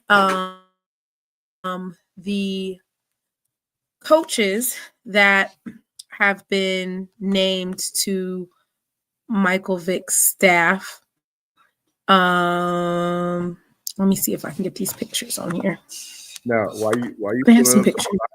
While you pulling it up tomorrow, I just want to say this: if you look at that staff and you look at all the other HBCU staffs, and I can take, I'm not even exaggerating. I can take quite a few staffs in the SWAC right now, right? They mirror that staff. Even in experience, they mirror that staff.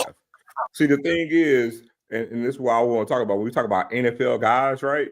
You know, they got these guys to the NFL. Well, that's not a new thing in HBCU football.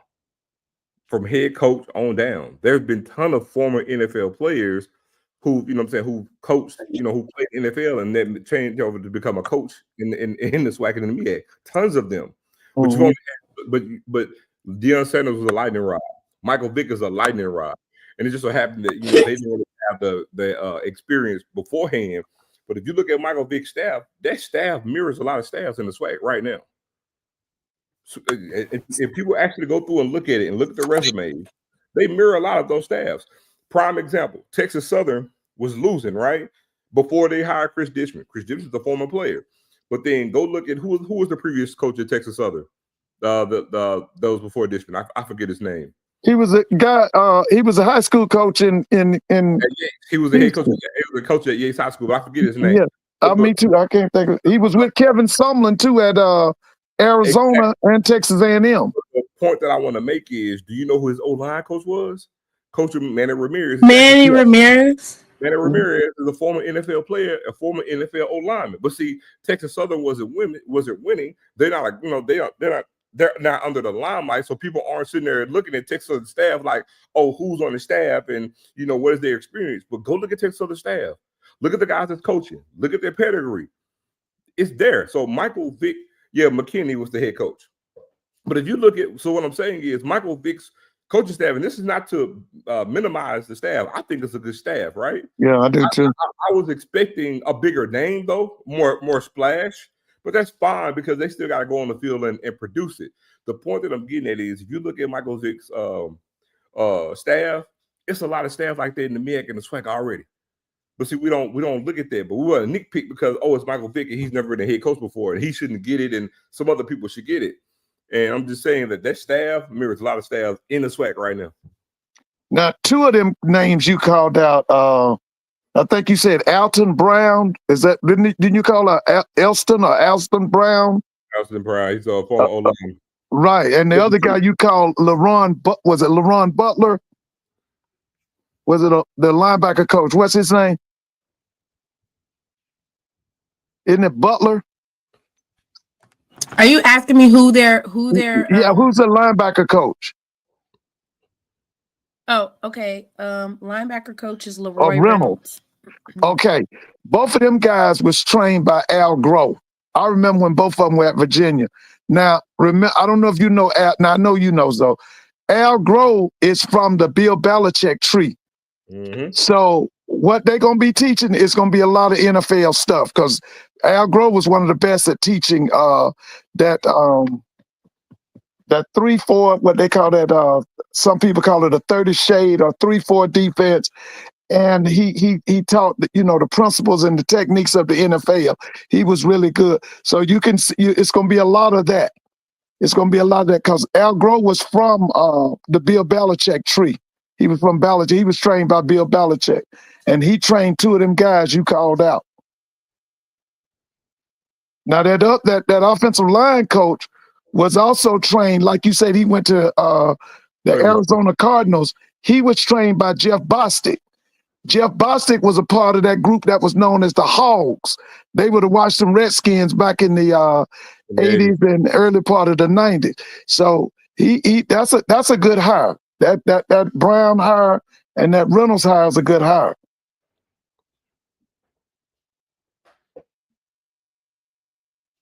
Okay. We said, we have to see it being all put together. Look, not to even go left, but I really feel and believe that Deshaun Jackson's coaching staff is going to shock everybody. Well, I heard he bringing his high school coach with him, right?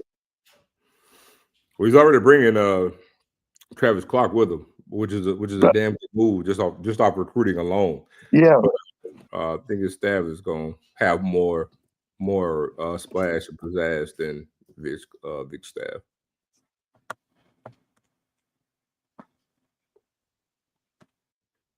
I haven't seen them make any announcements yet. He's been bringing in players, though. I know that. He's got a commitment. He got a commitment today from a wide receiver from Long Beach Poly. Oh, he did? Yeah. He's been bringing in players. 3-star recruit. They got some really got out from Colorado, from Cal Berkeley. Got a lot of good offers, Power 4 offers at that. And he's going to Delaware State. And I'm telling you, they're going to recruit. They're going to get some kids from California. Yeah, they are. That's obvious. Yes, they are. Yeah, we're still waiting on that. I looked to see if they have any press releases on the Delaware State's website in terms of football hires. They haven't released any official. But I'm on the bet you. But I'm on the bet you, Timona. And matter of fact, Timona, give me 1 second. I'm about to text you something now. 1 second.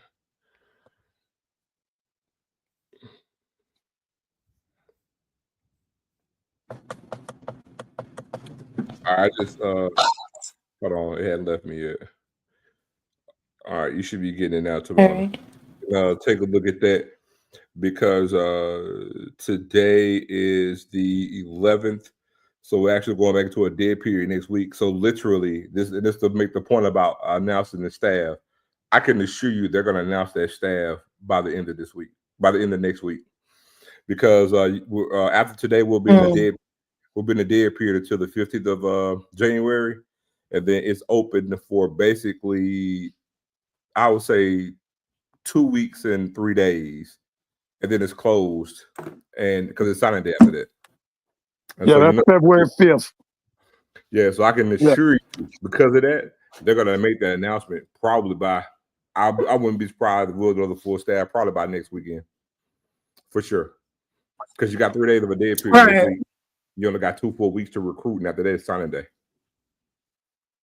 And then sometimes for somebody as big of a hire as Deshaun Jackson and for Delaware State, of course, announcing all of the coaching staff is paramount in causing a buzz. I know there was some airwaves this past week, and Mr. Ford, I was trying to tell you about it, where a recruit was basically stating his offer for Southern, and he accidentally tagged Coach Dooley in the offer.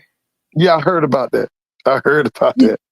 Where you hear about it at, Mr. Ford? I heard it somewhere. I heard that about the Dooley thing. When he was sleeping, I was telling you about it. Yeah, I heard about that. Yeah. And Valley has a coach. Who did they get? They with the intern. Oh, you gonna wait to let them tell it? No, I said it's the intern. Oh, okay. And who is that? Oh, okay. They're naming the interim coach as the head coach. What's his name? Well, that would make that makes sense as to why most of the staff is still there then. So what's the interim coach name? Kyle Williams. Yeah, I could. Kyle Williams has been named interim head coach to ensure a seamless transition.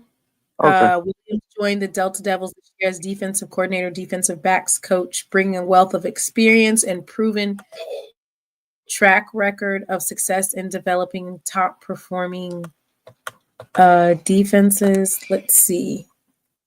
Williams served as the assistant head coach and defensive coordinator of Texas A&M Commerce, where his defense earned national recognition in several categories. The team ranked second in interceptions, first in interception return yards, fourth in takeaways, and top 20 for sacks.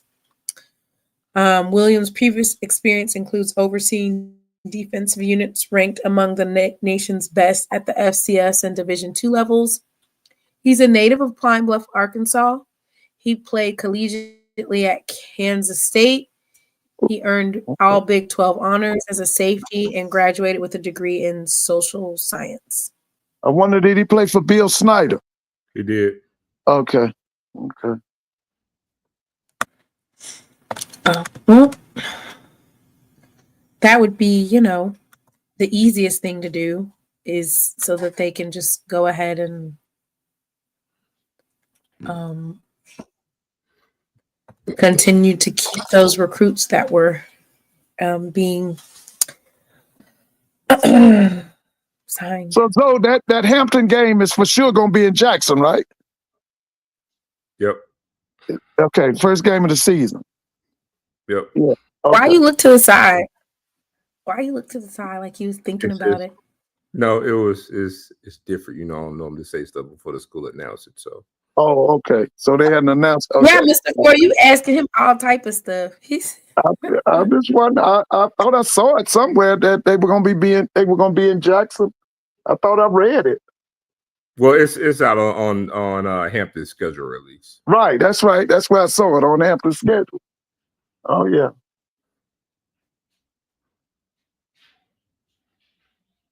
No, that's how that was. Lord. But no, and Valley actually just picked up a damn good recruit out of Florida last week too. What position? I want to say an athlete, 3-star athlete in Florida. Okay. What was it? None of them going to Florida beating FAMU than taking recruits. Oh yeah, I mean, it's enough players in Florida for everybody. It's 21 or 22 million people in the state of Florida. They got enough athletes for everybody. Jackson State will probably release their schedule before the spring game. Maybe even at I want to say they released it last year at the signing day. They released the schedule. Yeah, I remember they did. Yeah, it'll be out before then because season tickets go on sale in March. No, season tickets go on sale. No, it's signing day is February 5th. What I'm saying is the company, I'm saying it'll probably be at the event because I know. That's what I'm saying. It'll probably be the event, but it'll definitely be out because season tickets go on sale in March. So y'all got 3 more weeks for that schedule. I just need to know if there are more reserved sections. That's what I'm hearing. It's gonna be a shocker on this. What's the shocker? It's not North Dakota State, is it? I want to look to the side. Like, no, Tennessee State is not on the schedule. I can tell you. You said it's shocker. I said it's not North Dakota State, is it? No. Why the hell would we book them, Mr. Ford? Who said a shocker? That's not shocking. That's just plain stupid. Yeah, well, you said a shocker. I was just taking a guess. Listen, if you folks schedule North Dakota State for a money game, if you're gonna do that, you might as well play a group of 5 team or something like that. Oh yeah, and play some of the teams that you're in competition with for recruiting. Better not be no money games. We have USM allegedly. Y'all put some allegedlys in the chat and y'all start naming different schools. Brother Bakari, because they don't come to Jackson State first. We've already did this before, Brother Bakari. They're notorious for scheduling folks for a home and home, and they cancel. They'll go ahead and buy out when they're supposed to come to the other teams. Are they supposed to come to Nashville? Are they going to play Tennessee State in Nashville? Supposedly. Oh, okay. Allegedly. Okay. It's Jacksonville State versus USM. Huh? No, we play USM. We have 12 games next season. Tennessee State. We got 12 games next season. Mm-hmm. Y'all make sure you subscribe to Zoe because he be dropping tidbit teas, and you want to be able to make sure that you hear all of this directly from him on his Zone Coverage podcast. I know we don't care about the new coach at Southern Miss. He's a Hampton graduate. Yep. Yeah, he was on Alabama staff at one time. I think he was under Nick Saban. He was the assistant head coach. Yeah, Huff. Yep. Brought their quarterback in. I thought he brought half the team. Thought he brought half of Marshall's team. No, he didn't. He didn't bring in half of the team. He brought in quite a few players, but it wasn't half the team. And brought the starter quarterback in. He's flipped their roster. They're gonna have a lot of talent. They definitely upgraded from what they had last season. Got a player that we had committed that flipped to them. Really, really good player. We'll talk about it at a later date. Did Marshall have to cancel their bowl game? Yes.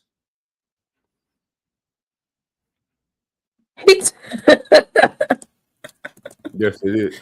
Them folks said we need to be trying to. We need to get into but it's Marshall's own undoing.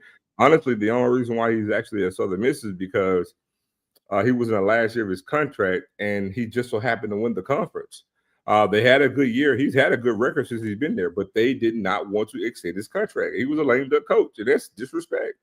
And so think about it. You're in the last year of a deal. You win the conference, you know what I'm saying, and go to a bowl game, or, get accepted to invite him, to a bowl game without a deal or no type of extension. And so Southern Miss gave him an offer, and it was a damn good offer. And so, hey, transferred in conference. And so if you're the AD, I mean, it was a risky move. It was a dumb move, honestly. But obviously he had in mind, you know what I'm saying, he didn't want to extend him. He didn't want to do it. So, and look at the blowback. not only do you lose the coach who just won a conference championship in football, you lose the coach more than half the team to a coach that's going to be in conference. So what make it even worse is, and I'm not saying the Southern Miss is going to win a conference in the first year, because that's a tough football league, right? But what if they're formidable, and then let's say they play each other and they beat you, and Southern Miss is better than what they were last year, and Marshall is in the doldrums right now, then that makes it look horrible for that AD. And Marshall can pay more than what Southern Miss can pay. Did he beat Notre Dame? Didn't Huff beat Notre Dame? Not this year, but what, last year? I think so. I think last year. I believe so. But yeah, he was in the last year of his deal, and they didn't want to give him an extension. And he won the conference. Oh, that sounds like somebody we know that happened in the SWAC.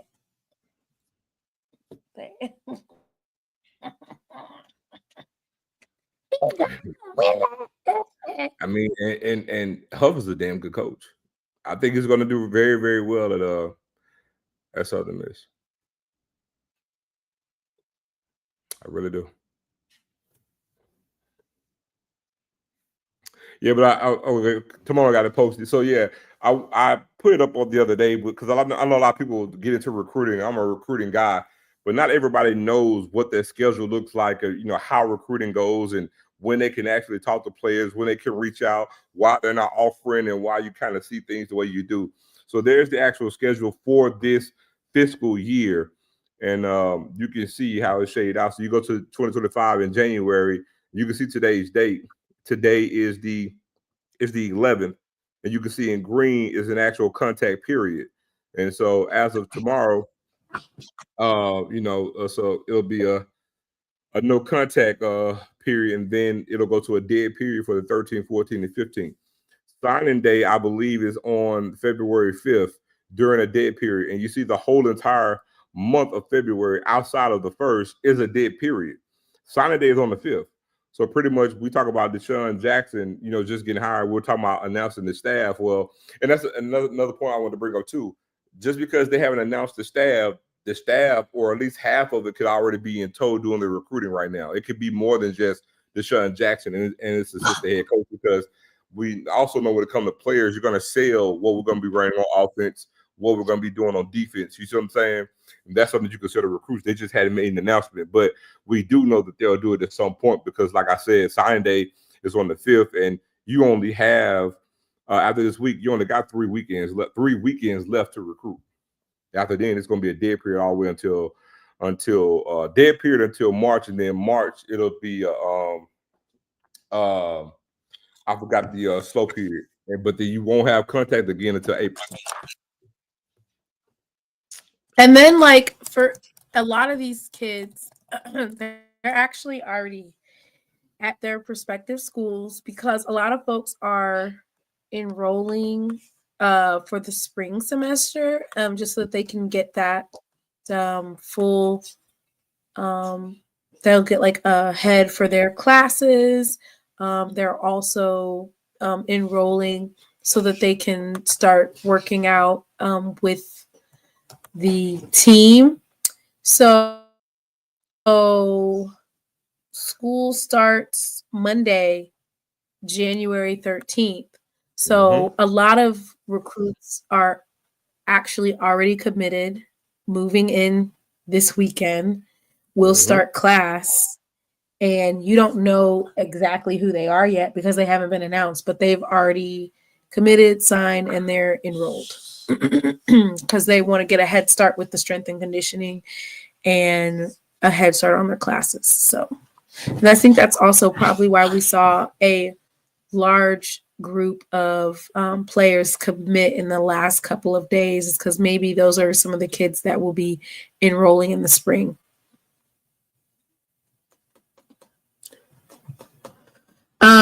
What do you guys think about the first black? Lord, they be using this term black whenever they feel like it, depending on who it is. The first black head coach to make it to the FBS Oh, no, he's not coming on. Lord have mercy. FBS championship. Mr. Freeman. Is it Marcus Freeman? Yeah, that's his name.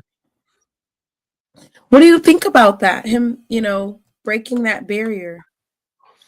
I mean, well, as a as a lifelong Notre Dame fan, I think it's dope. Especially with the premise beforehand where Brian Kelly leaving saying that he needs to go someplace where it's advantageous for him to have success because he can't reach a championship at Notre Dame, and Marcus Freeman comes there and does it in 3 years. So, but I think, I think Marcus Freeman. Well, first and foremost, let me say this: he's a damn good coach. He's a damn good coach by any metric. Young. And he did it the right way. And again, he got an opportunity that I think a lot of other coaches in some instances probably wouldn't have gotten, right? Young biracial, his mom's Korean, his dad's Black. And, former NFL player. It was short-lived, but he was a star player at Ohio State. And he started coaching early, right? He's super, super young. I don't even think he's 40. And so no, he's 39, I think. 38 to 39. I think he just turned 39. Yeah. I think at that point, man, he got an opportunity, took advantage of it, and look, his first head coaching job was at Notre Dame, which is a blue blood, program. So, I think it's good though. I think it's good. Well, I still don't think it's just good for a good trivia question. I don't think it's really going to change anything with regards to Black coaches getting hired on the FBS level. I really, really don't. But it's just it's a good footnote on good footnote and good trivia question.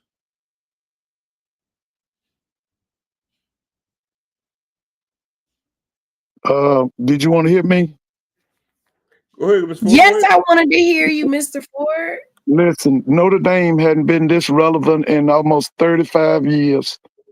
The last time Notre Dame was this good was probably the Lou Holtz era. The thing that everybody's talking about down here is how he outcoached Kirby Smart. I mean, they dominated Georgia. And you got to remember, a lot of people picked Georgia to win the whole thing. Why, I don't know, but they did. But I think this guy, man, listen, the sky's the limit for this guy, To be honest with you, I think a lot of NFL teams are going to come after Freeman. I'm going to be honest with you. Because he got that, to me, he's kind of like a Don Shula kind of guy. Because Penn State, talent-wise, was much better than Notre Dame. But Notre Dame, you can tell right now, like Zoe was saying, they paying attention to all details. That's what's making them so good. They're paying attention to the small and the big details. Like I said, this guy's something else. I think right now he might be top 5 because, like I said, the way he dominated Georgia and how he outcoached Kirby Smart, this guy's something else, man.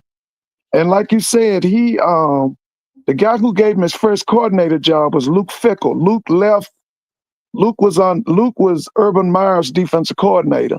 He left Ohio State and went to Cincinnati. He made that guy at a very young age the defense coordinator at Cincinnati. Then Brian brought him from Cincinnati to Notre Dame. And when Brian left, what they said at Notre Dame was, we got to give him the head coaching job because he recruited all them guys. And they knew if he left, all them guys was going to leave. But like you said, they had no idea that this guy was going to do this because I'm telling you, Notre Dame has not been this relevant since the 80s. It's been a long time since Notre Dame has been this good.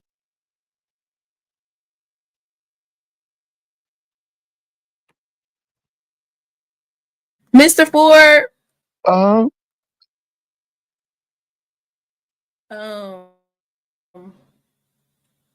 They're independent. That's huge, right? They're going to get $20 million and it goes forward. Listen, you just wait till he get that outstanding quarterback because like Riley and them, they all right, but they ain't no big time players. But you wait till he get them, he probably going to get at least 2 or 3 outstanding quarterbacks because Notre Dame is back. Notre Dame is back. and he's gonna be able to get what he wants all over the country. Max says, "Hey, Mr. Ford and Zoe." Who is that? What's up, Max? Max a million. Oh, Mac. Yeah, how you doing, Mac? How's it going? All right. So, Ohio. Let's talk about the THE Ohio State, Mr. Ford and Zoe. I don't normally talk about the Power 5 schools, but Ohio State. I mean, what happened with the SEC? They were always talking about how they deserve to be in the playoffs and they're the better conference, and they just been getting their ass beat. Well, all season.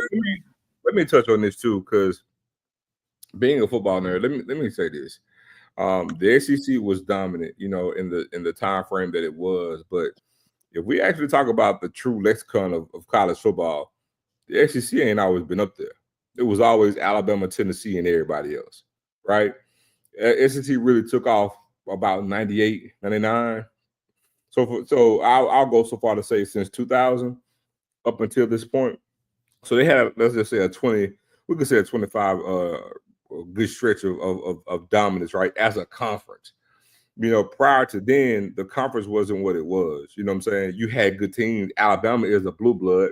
You know what I'm saying? But Tennessee used to be that. They aren't anymore. But NIL and the portal did it. And that's what it comes down to. And honestly, I don't know why they ever really came down to wanting college football landscape to be this way, because when you think about it, it doesn't work best in the SEC's interest to move to this model.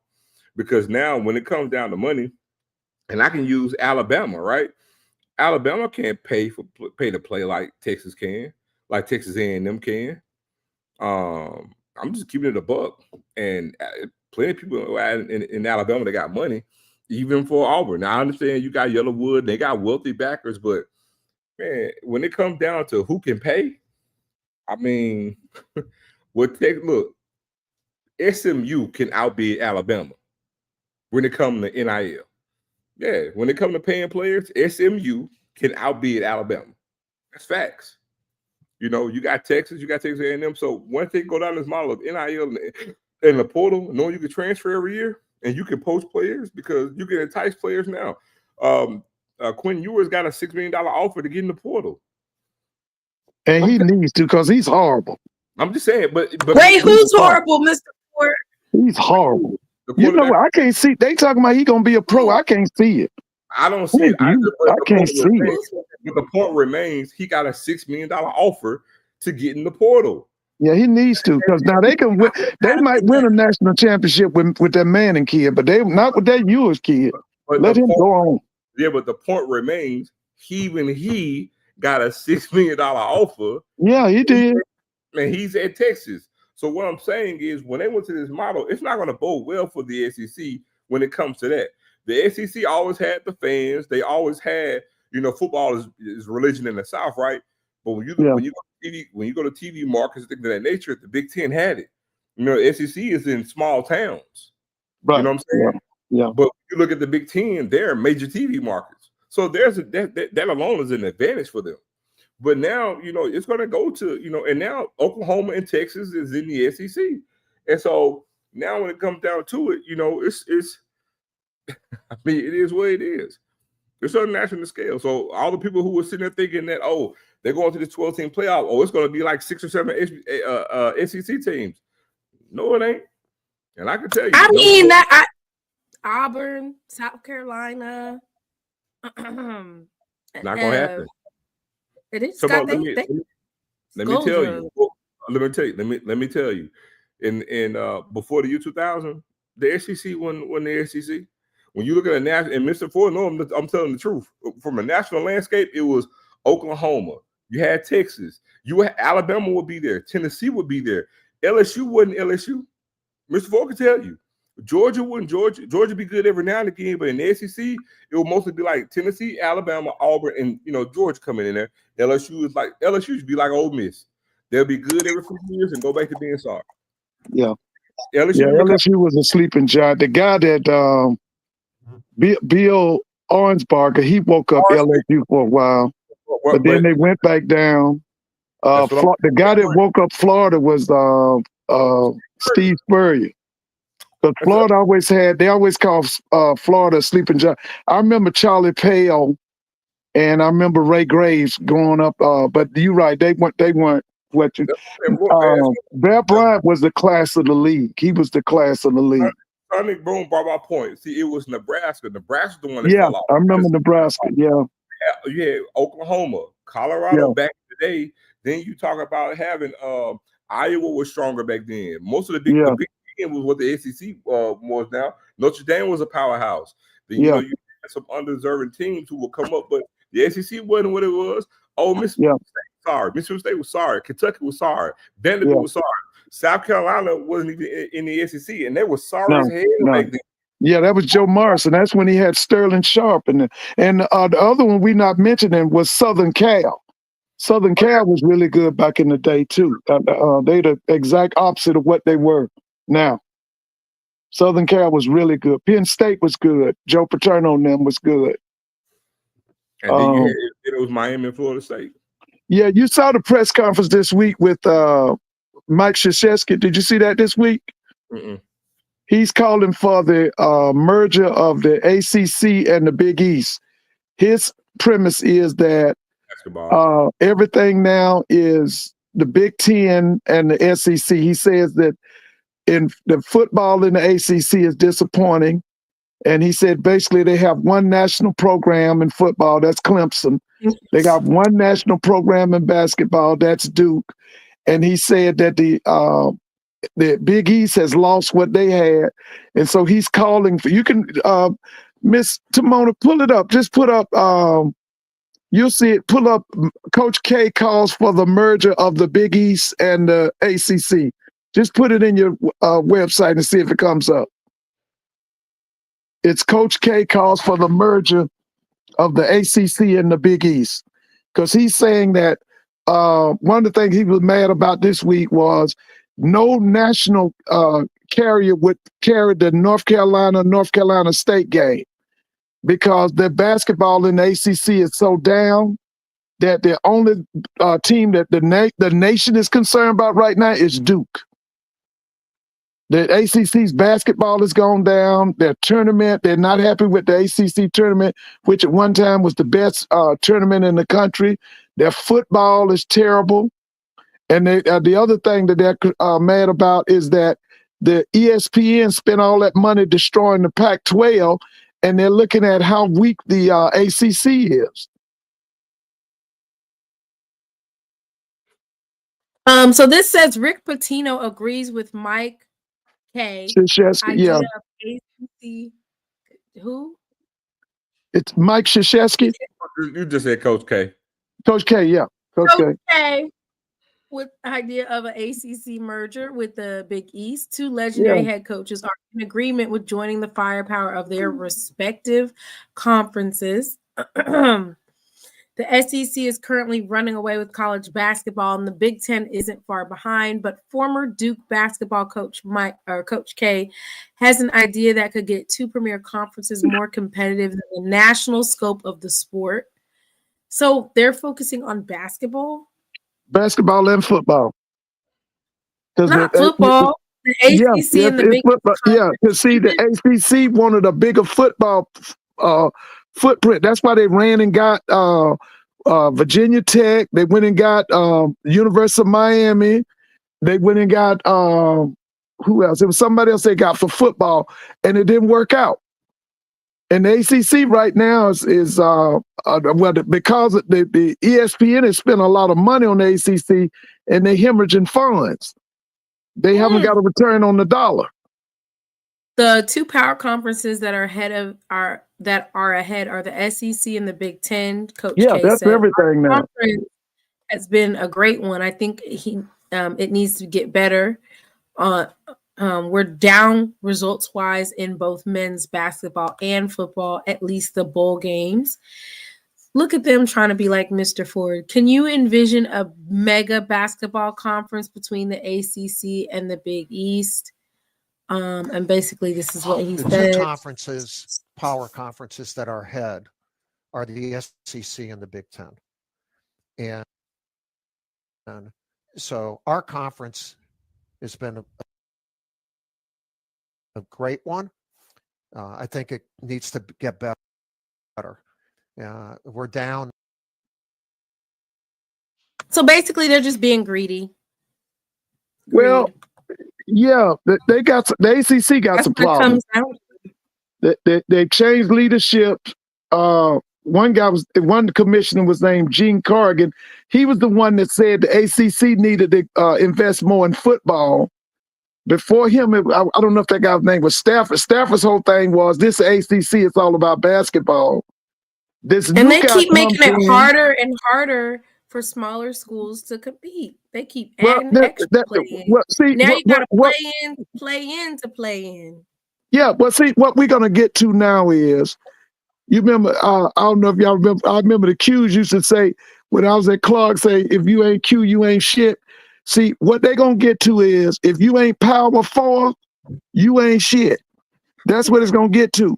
They ain't gonna care about if you're not in the, if you ain't in the Big 12, if you're not in the Big 10, SEC, and the ACC.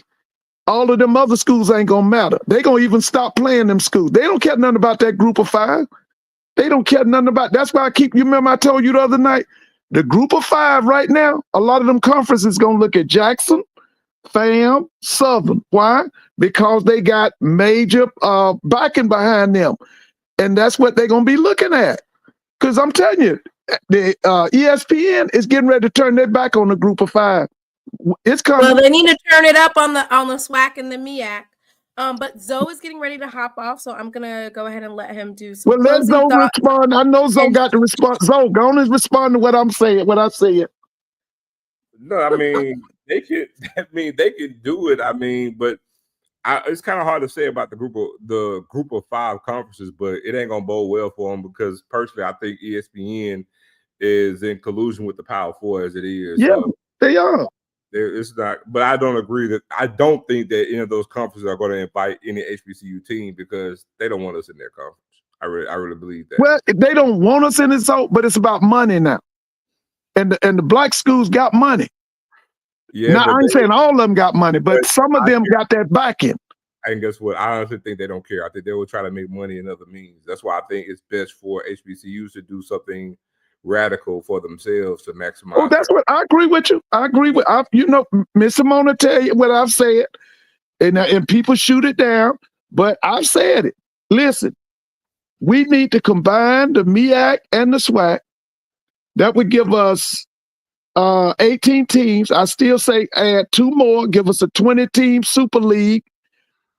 Put it in 4 divisions, 5 teams in the 4 divisions.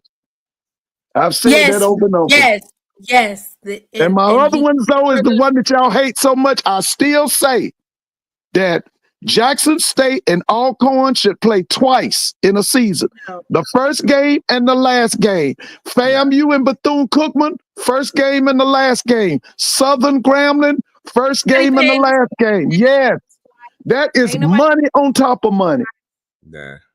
Yeah, I know y'all. I know y'all want to shoot it down, but listen, where did I get it from? It's called the NFL. So, shout out your channel, and the next time I think you come on Mondays, Wednesdays, and Fridays, right? Nah, just Mondays and Wednesdays. Thanks for letting me come up. Monday and Wednesdays. Yeah, good to see you, though. Good to see you, and I'll be checking you out. Likewise, Mr. Ford. Y'all can check me out, man, on Zone Coverage Podcast. We go live Mondays and Wednesdays, man, from 8:30 p.m. Central to 9:30. But that's about it, man. Thanks for letting me come up tomorrow. Y'all take it easy, man. Okay. Yeah. All right. So have a great one there. Too.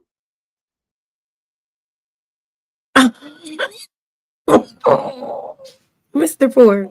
Huh? If it's one thing you're going to do, there's a couple things that we know you're going to do. What? So tell us about that HBCU Super Conference. Oh, yeah, baby. I'm forward. Try to sell our commissioner to the MEAC and the SWAC.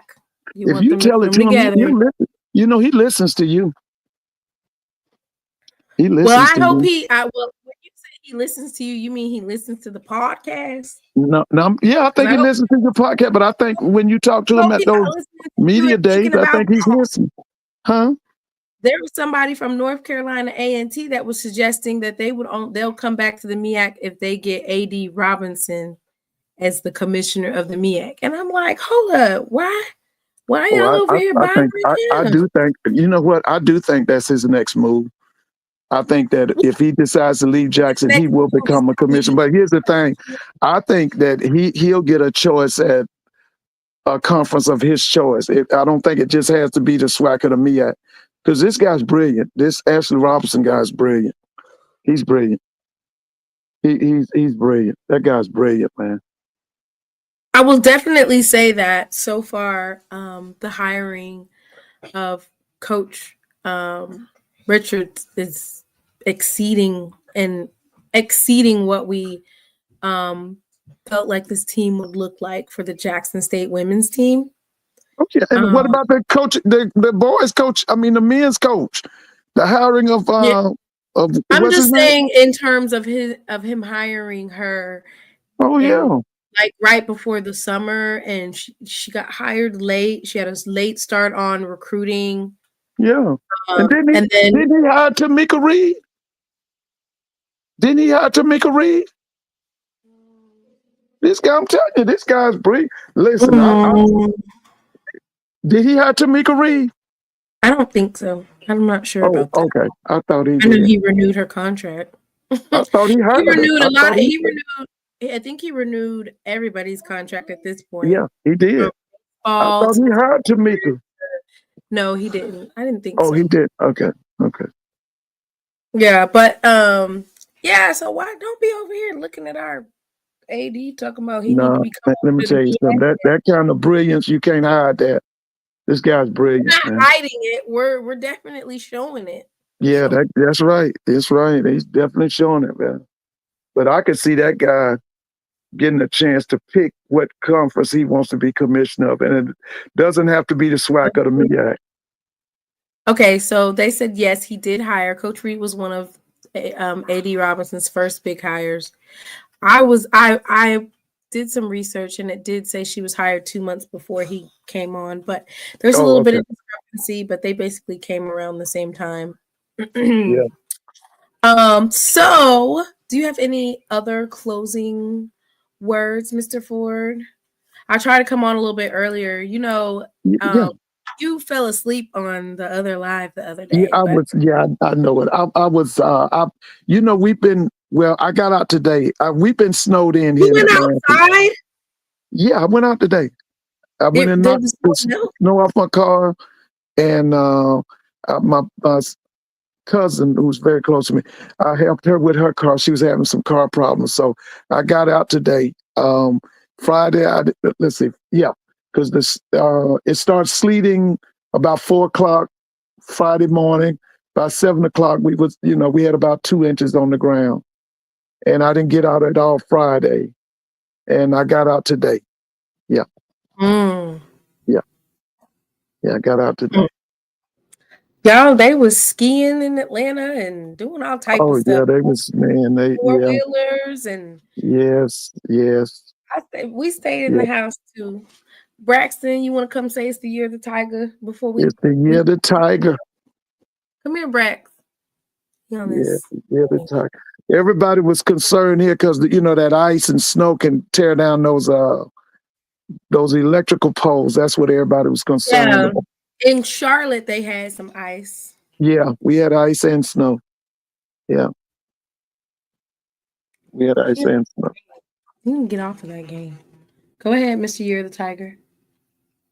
It's the year of the tiger. It's the year of the tiger. Sing that song you were singing earlier. I teach him. I taught him a new song. Which one? Go ahead and sing it, Brax. What song? Don't Leave.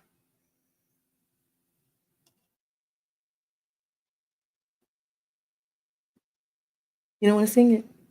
He's too shy. Well, and by the way, I'm picking I'm so happy for Freeman, but I am picking Ohio State to beat them in the national championship. Oh, Whitley, did you hear that? Yeah, I'm picking Ohio State. I think this is their year. I'm picking them to win. Yeah. Now I'm going for Freeman, but I'm picking. I think that. That sounds like when you said, which is low key what you did. I think Jackson State's gonna pull it out. Chinsbury, he's a good coach, but Jackson State's gonna pull it out. Yeah, but I didn't know it was gonna be belt to ass. Now I didn't know that. I didn't know it was gonna be like that. Hey, we told you. Yeah, you did. And Zoe told me. That's why I had to. When I got home, I had to apologize. Man, I didn't know it was gonna be that kind of domination. But I will be back on. I don't want to guarantee I'll be back on Tuesday. I'll be back most likely on Thursday or whenever there's a women's basketball game. I'll come back on. Monday the men play Alabama A&M, and then they go to Texas. To Prairie View women's team lost to Valley. Oh, they did? Yes, Valley whooped up on them something terrible. So I think that Prairie View's coach is Coach Pugh, isn't it? Who's out of Prairie View? Isn't it Coach Pugh? She used to be at Southern, I think. Well, that was bad.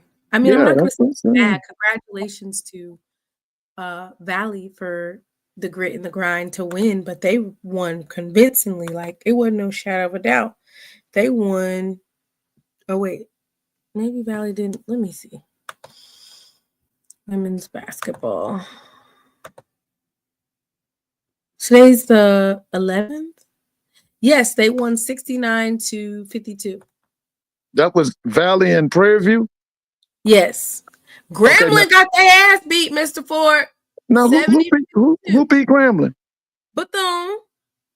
Wildcat. Did we lost both games? I'm gonna check the men's. Okay. FAMU got whooped 77-61. Who beat them? Sudden. Oh, so that guy was on today. He was on Carlos Brown's show today. The head coach for Southern Women. Oh, he was? No, he wasn't. He was on the guy that was on your show, Perry. Perry had him on his show this morning. Yeah, Perry. Alabama A&M pulled out a win versus Alcorn. Oh, okay. Where was that? Was that at Alcorn or at Alabama A&M? That was at Alcorn. Okay. Dang, the men's side, it was even worse. Who won that? Southern beat FAMU 91-57. Woo! Yeah. And Grambling lost the men's team too, 65-59. To who? Grambling lost to Bethune. Whoa, that's Reggie Theus. Right. Listen, I wish you could go back when I was in high school and Reggie Theus used to play for UNLV. You talk about could play Mr. Mona. He could do it. He was like a 6'7", 6'8" guard. He could do it. Reggie Theus, he played for they used to call him the Running Rebels of UNLV. They was coached by a man named Jerry Tartaglia. Oh, he was something else. Boy, he could play. Reggie Theus. Yeah. So they went, and I want to say that was in Grambling, Louisiana. Oh, it was in Grambling? Maybe it was in Florida. I thought it was. I'm gonna have to look it up, but yep, 65-59. So both men's and women's team, the FAMU lost to Southern, and then both men and women's Bethune won against Grambling. It was a sweep for Jackson State as well versus Alcorn. Jackson State men's team won 77-70. Alcorn men's team was able to pull out a win versus Alabama A&M. And then Prairie View men's team won 74-65 versus Valley. So interesting. I'm gonna go ahead and close it out there. I'm not going to get you started, but I heard a certain coach might be headed to the NFL to coach, allegedly, with his sons. But I'm not going to get you started, Mr. Ford. I'm not going to get you started.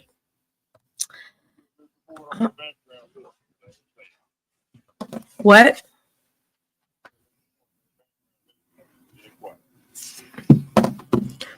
Mr. Ford? Mr. Ford gone. JSU women have really good shooters. Her name is slipping me now. Shiloh going to be an undrafted free agent to Shador's team. What? What? All right, y'all. Let me go ahead and play my little things. Does everybody know what these things mean when I play them? If you could please notify other people in the chat what these things mean, because some people don't understand. How you gonna fix it? You done messed me up the jobless vision. I done called the police because I'm doing a refund. A refund is due unto me. Don't feel like I just been abused out here today. God ain't pleased with this. You can't do the Saints like this. Boy, I don't even know what I'm gonna sit out here telling the police car. I'm gonna sit out here telling the police car. I'm doing a refund. Because I'm doing one of me. Does anybody know what that meme means? Because I had some people who said, why are you playing that? What is the significance behind it? So It made a big time, Willie.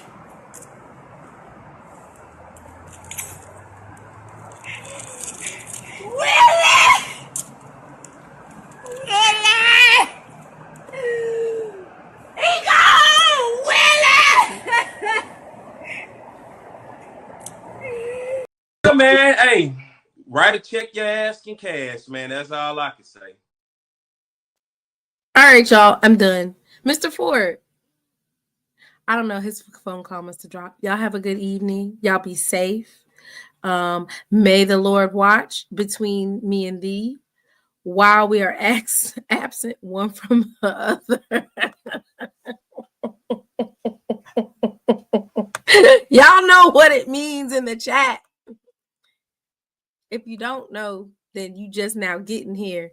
Turn to your neighbor and say, what is Willie gone? He gone, Willie. Y'all have a good evening. I've had some weary days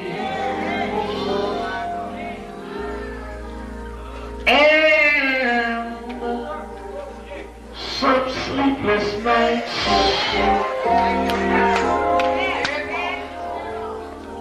but when I look around, and I think things over, all of my good days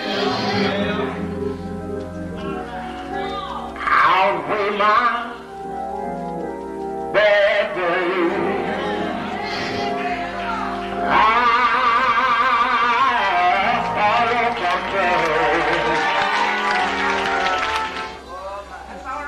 the clouds hang low.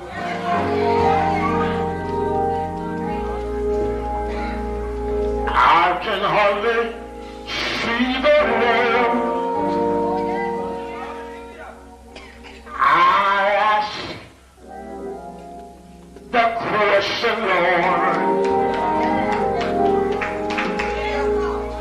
Lord, why so this day?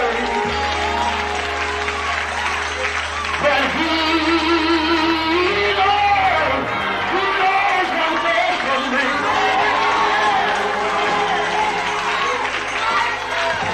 Although my weary eyes, they can't see,